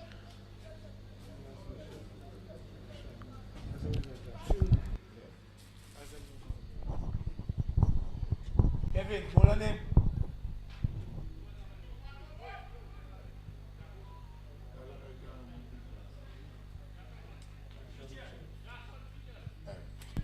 It will be Dashawn Mitchell replacing Sheldon Willie from the River End. And he will be bowling to Christian Ange. 80 runs required from 5 overs. It's 2 odds are here for the Mabouya Valley team. This quarter-final contest, a spot in the semi-final on the line. Yes, a bit late to introduce a new bowler, but surely the Soufriere team, they feel that everything is under control and nothing is wrong at this point to give the youngster an opportunity to showcase himself on this a big stage. And you would have just seen Sheldon Willie operate from that end and do so well. He would be motivated by that as he continues. Christian Edge advances and spangs this one, but straight to the fielder at long on, who comes in and restricts them to just one. So they move on to 99. Definitely they need more boundaries. Can Jelani Joseph be the man to give them that impetus? Get the ball over the boundary, whether it be along the ground or over the ropes. Boundaries are required from here.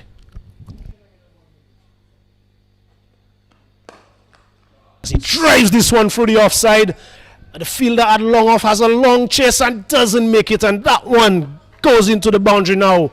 Brings up the 100 for the Mabouya Valley team, and just what is required. Jelani Joseph responds with a spanking drive through the offside for 4. Showing that he does possess batting ability. Excess Emmanuel had posted himself almost behind the bowler at long off, so had a lot of work to do to recover that ball. Bowler guilty of over pitching, possibly looking for the stumps, just drifting a bit wide.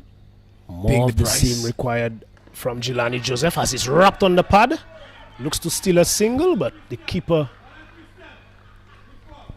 is alert and restricts the possibility of any run. The score remains on 103 for 6.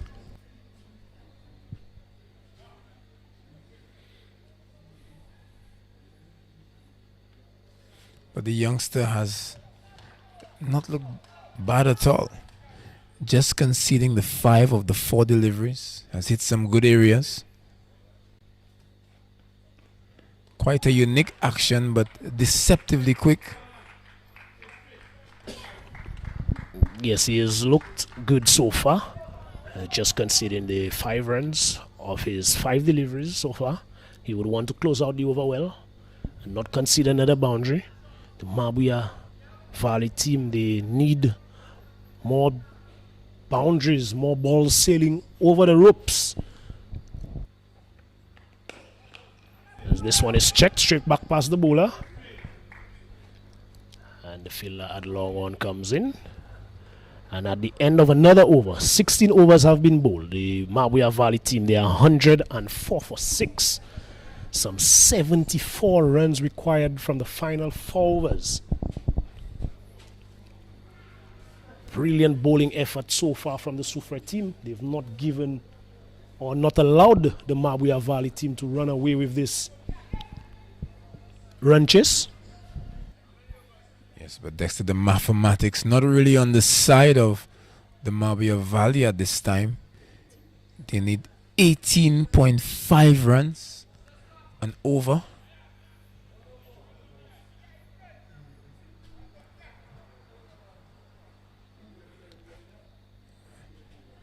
Is gonna be Jovan Charles. who's going to have his opportunity to impact the game.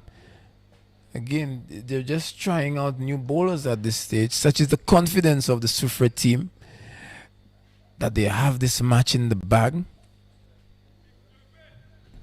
Jovan Charles, the if bowler, being introduced into the attack by Captain Ecstasy. Manuel really ringing in the changes and giving all his bowlers an opportunity.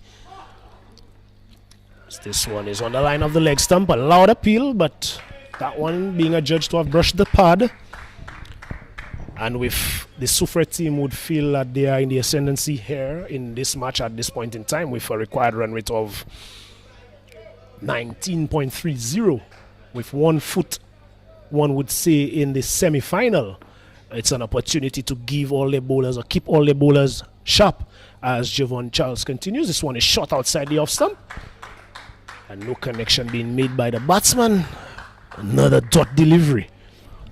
Yes, for sure. 1 foot in the semi-finals and 1 foot on the neck of the Mabouya Valley team. A real strangle being applied. This one is edged between the keeper and the fielder at short third man and trickles all the way down to the boundary. A well-needed boundary, but too late, one would say.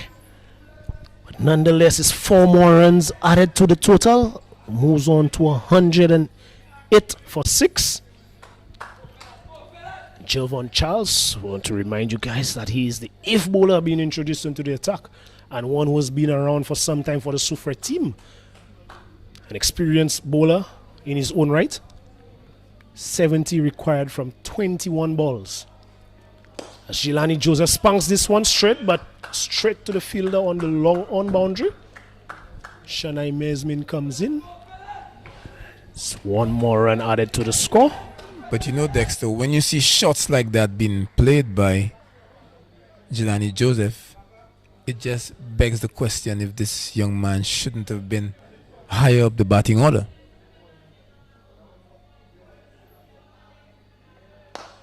As Christian Edge drives this one for the offside, but a valiant effort there from Ecstasy Manuel, but not enough to stop the boundary. So Christian Edge advancing towards Jovan Charles and hitting him to the left of the long off fielder. He did well to get there, but being unable to stop the boundary. It's Christian Edge giving this one a real spanking, and it just sounded like it deserved 4.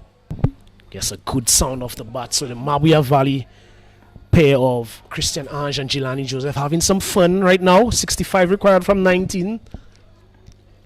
A very good follow-up delivery there from Jovan Charles, beating Christian Edge. All ends up. May have been a slower delivery. Good variations brings another over to an end. 17 overs, 113 for 6. 65 runs required from a mere 3 overs. Required run rate 21.67. Writing is on the wall, Jamal James. Certainly is. Almost the final rites. But anything is possible.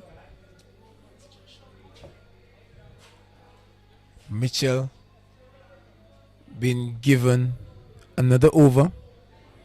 Just conceded 6 in the first. Soufriere in charge of the match at this point. It's hard to see the match swinging any other way. But as you said, Christian Ange and Joseph, they just need to enjoy themselves at the moment. An inside edge, and this one goes past the fielder at short fine leg and will go into the boundary. So another boundary being picked up here by Jelani Joseph. A little too late in the Mabouya Valley team's effort to overhaul 178 they would have needed for victory. But nonetheless, Jelani Joseph, he is enjoying himself out there. He's moved on to 15 of 11 deliveries and picked up, that's his 3rd boundary. Yes, he has a real license to go after everything at this point.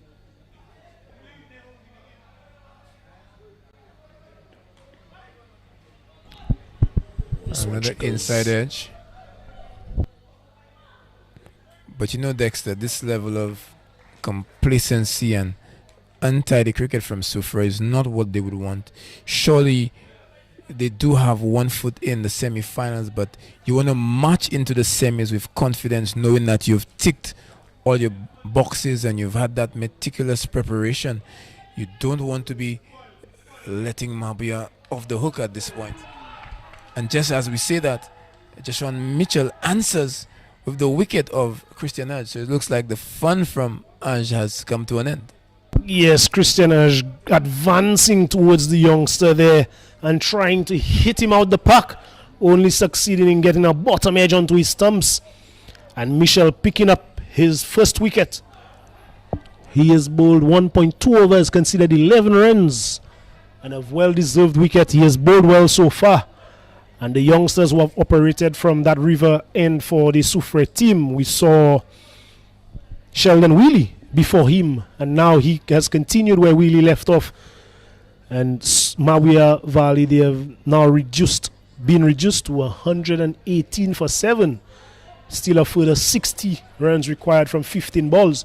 So Soufriere would really and truly feel that they have done enough up to this point, and they have earned themselves a spot in the semi-finals of the PM Cup, with some 60 runs still required from 15 balls with just 3 wickets in hand for the Mabouya Valley team. Yes, I don't doubt what you're saying at all, but again, as a numbers guy, it is still mathematically possible. But just to paint a better picture, you need 4 runs every ball at this point. Every ball, 15 falls, 60. Every ball needs to go to the boundary right now. The new batsman, the most successful bowler for the Mabouya Valley team in the competition so far, Abbott. He's on strike, left-hander. And this one, he gets a 4. And that's right, Jamal James. He does get the 4. Edges this one past the keeper. And out of the 15 required, that's 1 gone. That's right. Every ball at this point needs to go to the boundary. If they were to achieve that feat, it would be something that we've never seen before in St. Lucia. Are you back in the underdogs again, Dexter? There's only one way to go from here, right? Only one way to go. 56 required from 14 balls. Abbott on strike. He is 4 of 1 delivery. Joshua Mitchell, 2 deliveries left in his over. He goes straight, but doesn't seem to have the timing, nor the force behind it. And needed to break that record of every ball going to the boundary. A bit disappointing, but surely he can make it up with a 6 at this point. Anticlimactic, one would have to say. Power failure there from Abbott. But this brings Jelani Joseph, who has been striking the ball well, brings him back on strike. Come on, Jelani. This one goes past the edge. A very good delivery there from Joshua Mitchell, who finishes up brilliantly. So after 18 overs, the Mabouya Valley team needing 178 for victory. They are 123 for 7. Yes. Unlikely proposition. I really felt at this point they would have tried guys like Dwight Thomas with the ball, just to get everybody an opportunity to fine-tune some skills, maybe give themselves some other options for the semi-final. I think they would be quite confident that they are in, given what we've seen thus far. A run rate needed of 27.5. It will be Javon Charles with the 19th over of the innings. And he will be bowling to Abbott. And this one goes by to be taken by the keeper.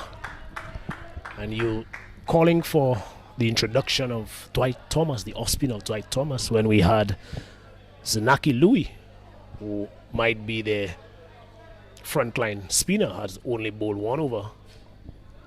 The second over of the innings, and we have not seen him being reintroduced into the attack. On the contrary, Darius Monrose, he got his allotment of 4 overs.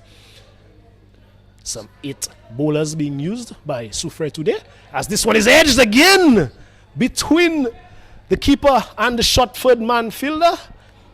Another boundary to Abbott. The score moves on to 127 for 7. Yes, the bowler looks very disappointed. In fact, angry that his figures are being spoiled by Abbott. But surely the way that he's holding the bat, not quite confident that he can get this one out to the sweep on the offside. And just as we mentioned that, they've made the exchange. That fielder has come into the circle and the third man has dropped back. You did mention some complacency creeping into the Soufriere effort. And with Javon Charles holding that line outside the off stump, one would have hoped or expected that field change would have been done a lot earlier. But such is the ascendancy in this match. As this one again is outside the off stump. A big swipe from Abbott, not making any connection. And the Soufriere team, they are 9 deliveries closer to confirming their spot in the semi-final of the 2026 Prime Minister's Cup. Yes, just almost there towards booking that appointment. It's pitching up and being driven down the ground. But as we were saying, Dexter, momentum is one of the buzzwords in international cricket at the moment. And this is something that you would want on your side. So surely you want to end the game with a level of vigor and fervor to just send a message or statement to other teams that you are not just here to book a spot in a round, but you want to lift the cup. Teams should be feeling that, wow, Soufriere is coming with that intensity. But to drop the game at this point and to finish off, to just limp towards the end of the game, it doesn't send that message. Yes, a very good point there, Jamal. And the Soufriere team, they would want to close this game out as handsomely as they possibly can, with some 49 runs still required from 8 deliveries. Just 3 wickets left in hand. The Mabouya Valley team, on the other hand, they would not want to be bowled out, as Jelani Joseph spanks this one through the offside. But the fielder on the sweeper boundary comes around and prevents a boundary. The score moves on to 130 for 7. Some 7 deliveries left in the innings. Required run rate too numerous to mention. Yes, all things being equal, the Valley team would need to come back again next year, and I think that when that does happen, they need to invest more in the batting ability of Jelani Joseph. Certainly looks better than the batters who have come before him, and there's a lot there to work with. Yes, so far he is moved on to 17 of some 14 deliveries, but the manner in which he's gotten those 17 runs has been really impressive compared to some of what we have seen before him, and something there for the management and coaching team of the Mabouya Valley team to work with. Really one that maybe in a year or 2 years time we will be seeing him batting a lot higher up the order. Yes, has the makings of proper all-rounder. If invested in, his bowling has the good, tall, pacey, does extract significant bounce from the surface, moves the new ball, and has had a decent technique. Just having a bit of fun here, Danny Joseph, and why not? With the team needing 48 runs from 6 deliveries, why not just have a go? Try something new.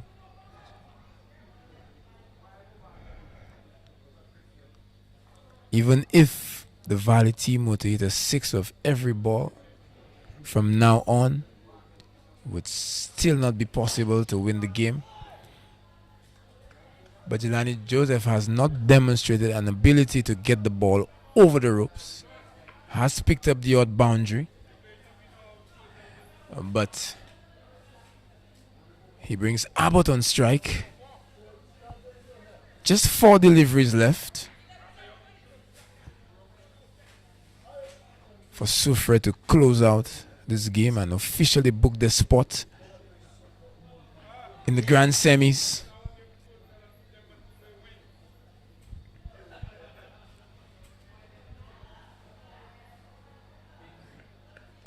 It's a slower delivery driven straight back down the ground, but again doesn't have the power to really challenge the boundary.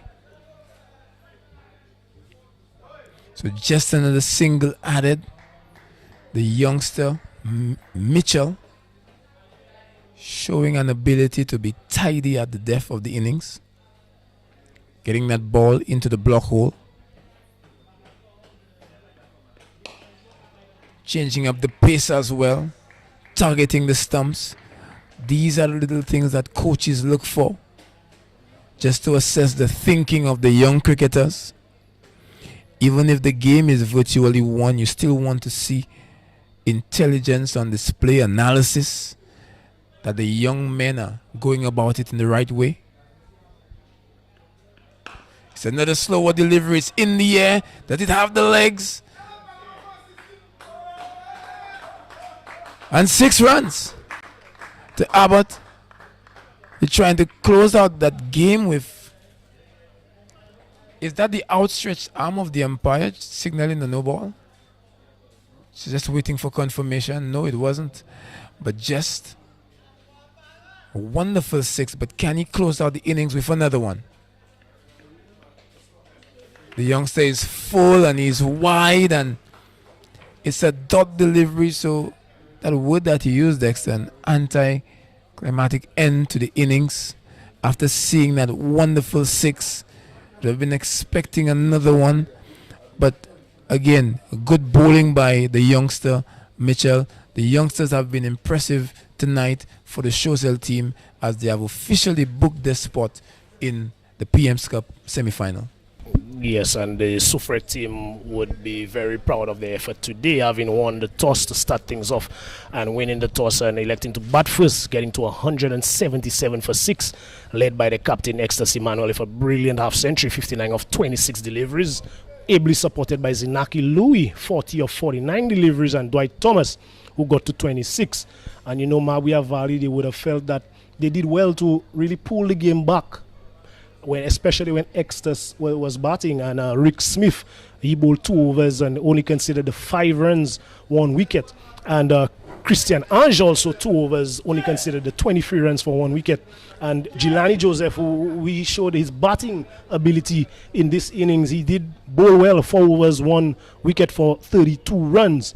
And the Mabouya Valley team, in their efforts, they started off well, they were up with the rate, but they were not able to maintain that. Yes, it's often said that hindsight is the best sight, and surely with Rick Smith bowling just 2 overs, picking up 1 wicket for 5 runs, you would have wanted to have seen more of a bowler who clearly understood what was required and was so economical. But again, that score 177 for 6 on what appeared to be a sluggish surface at the Mindy Phillip Park. Remember, Dexter, this is a surface that produced big scores of over 300 runs in the T20. So again, a wonderful effort by Soufriere. It was a disciplined bowling performance, an all-around good game as they march into the semi-final. I think the first team to have booked their slot. We await to see who the other challenges are, as there are more games scheduled tomorrow.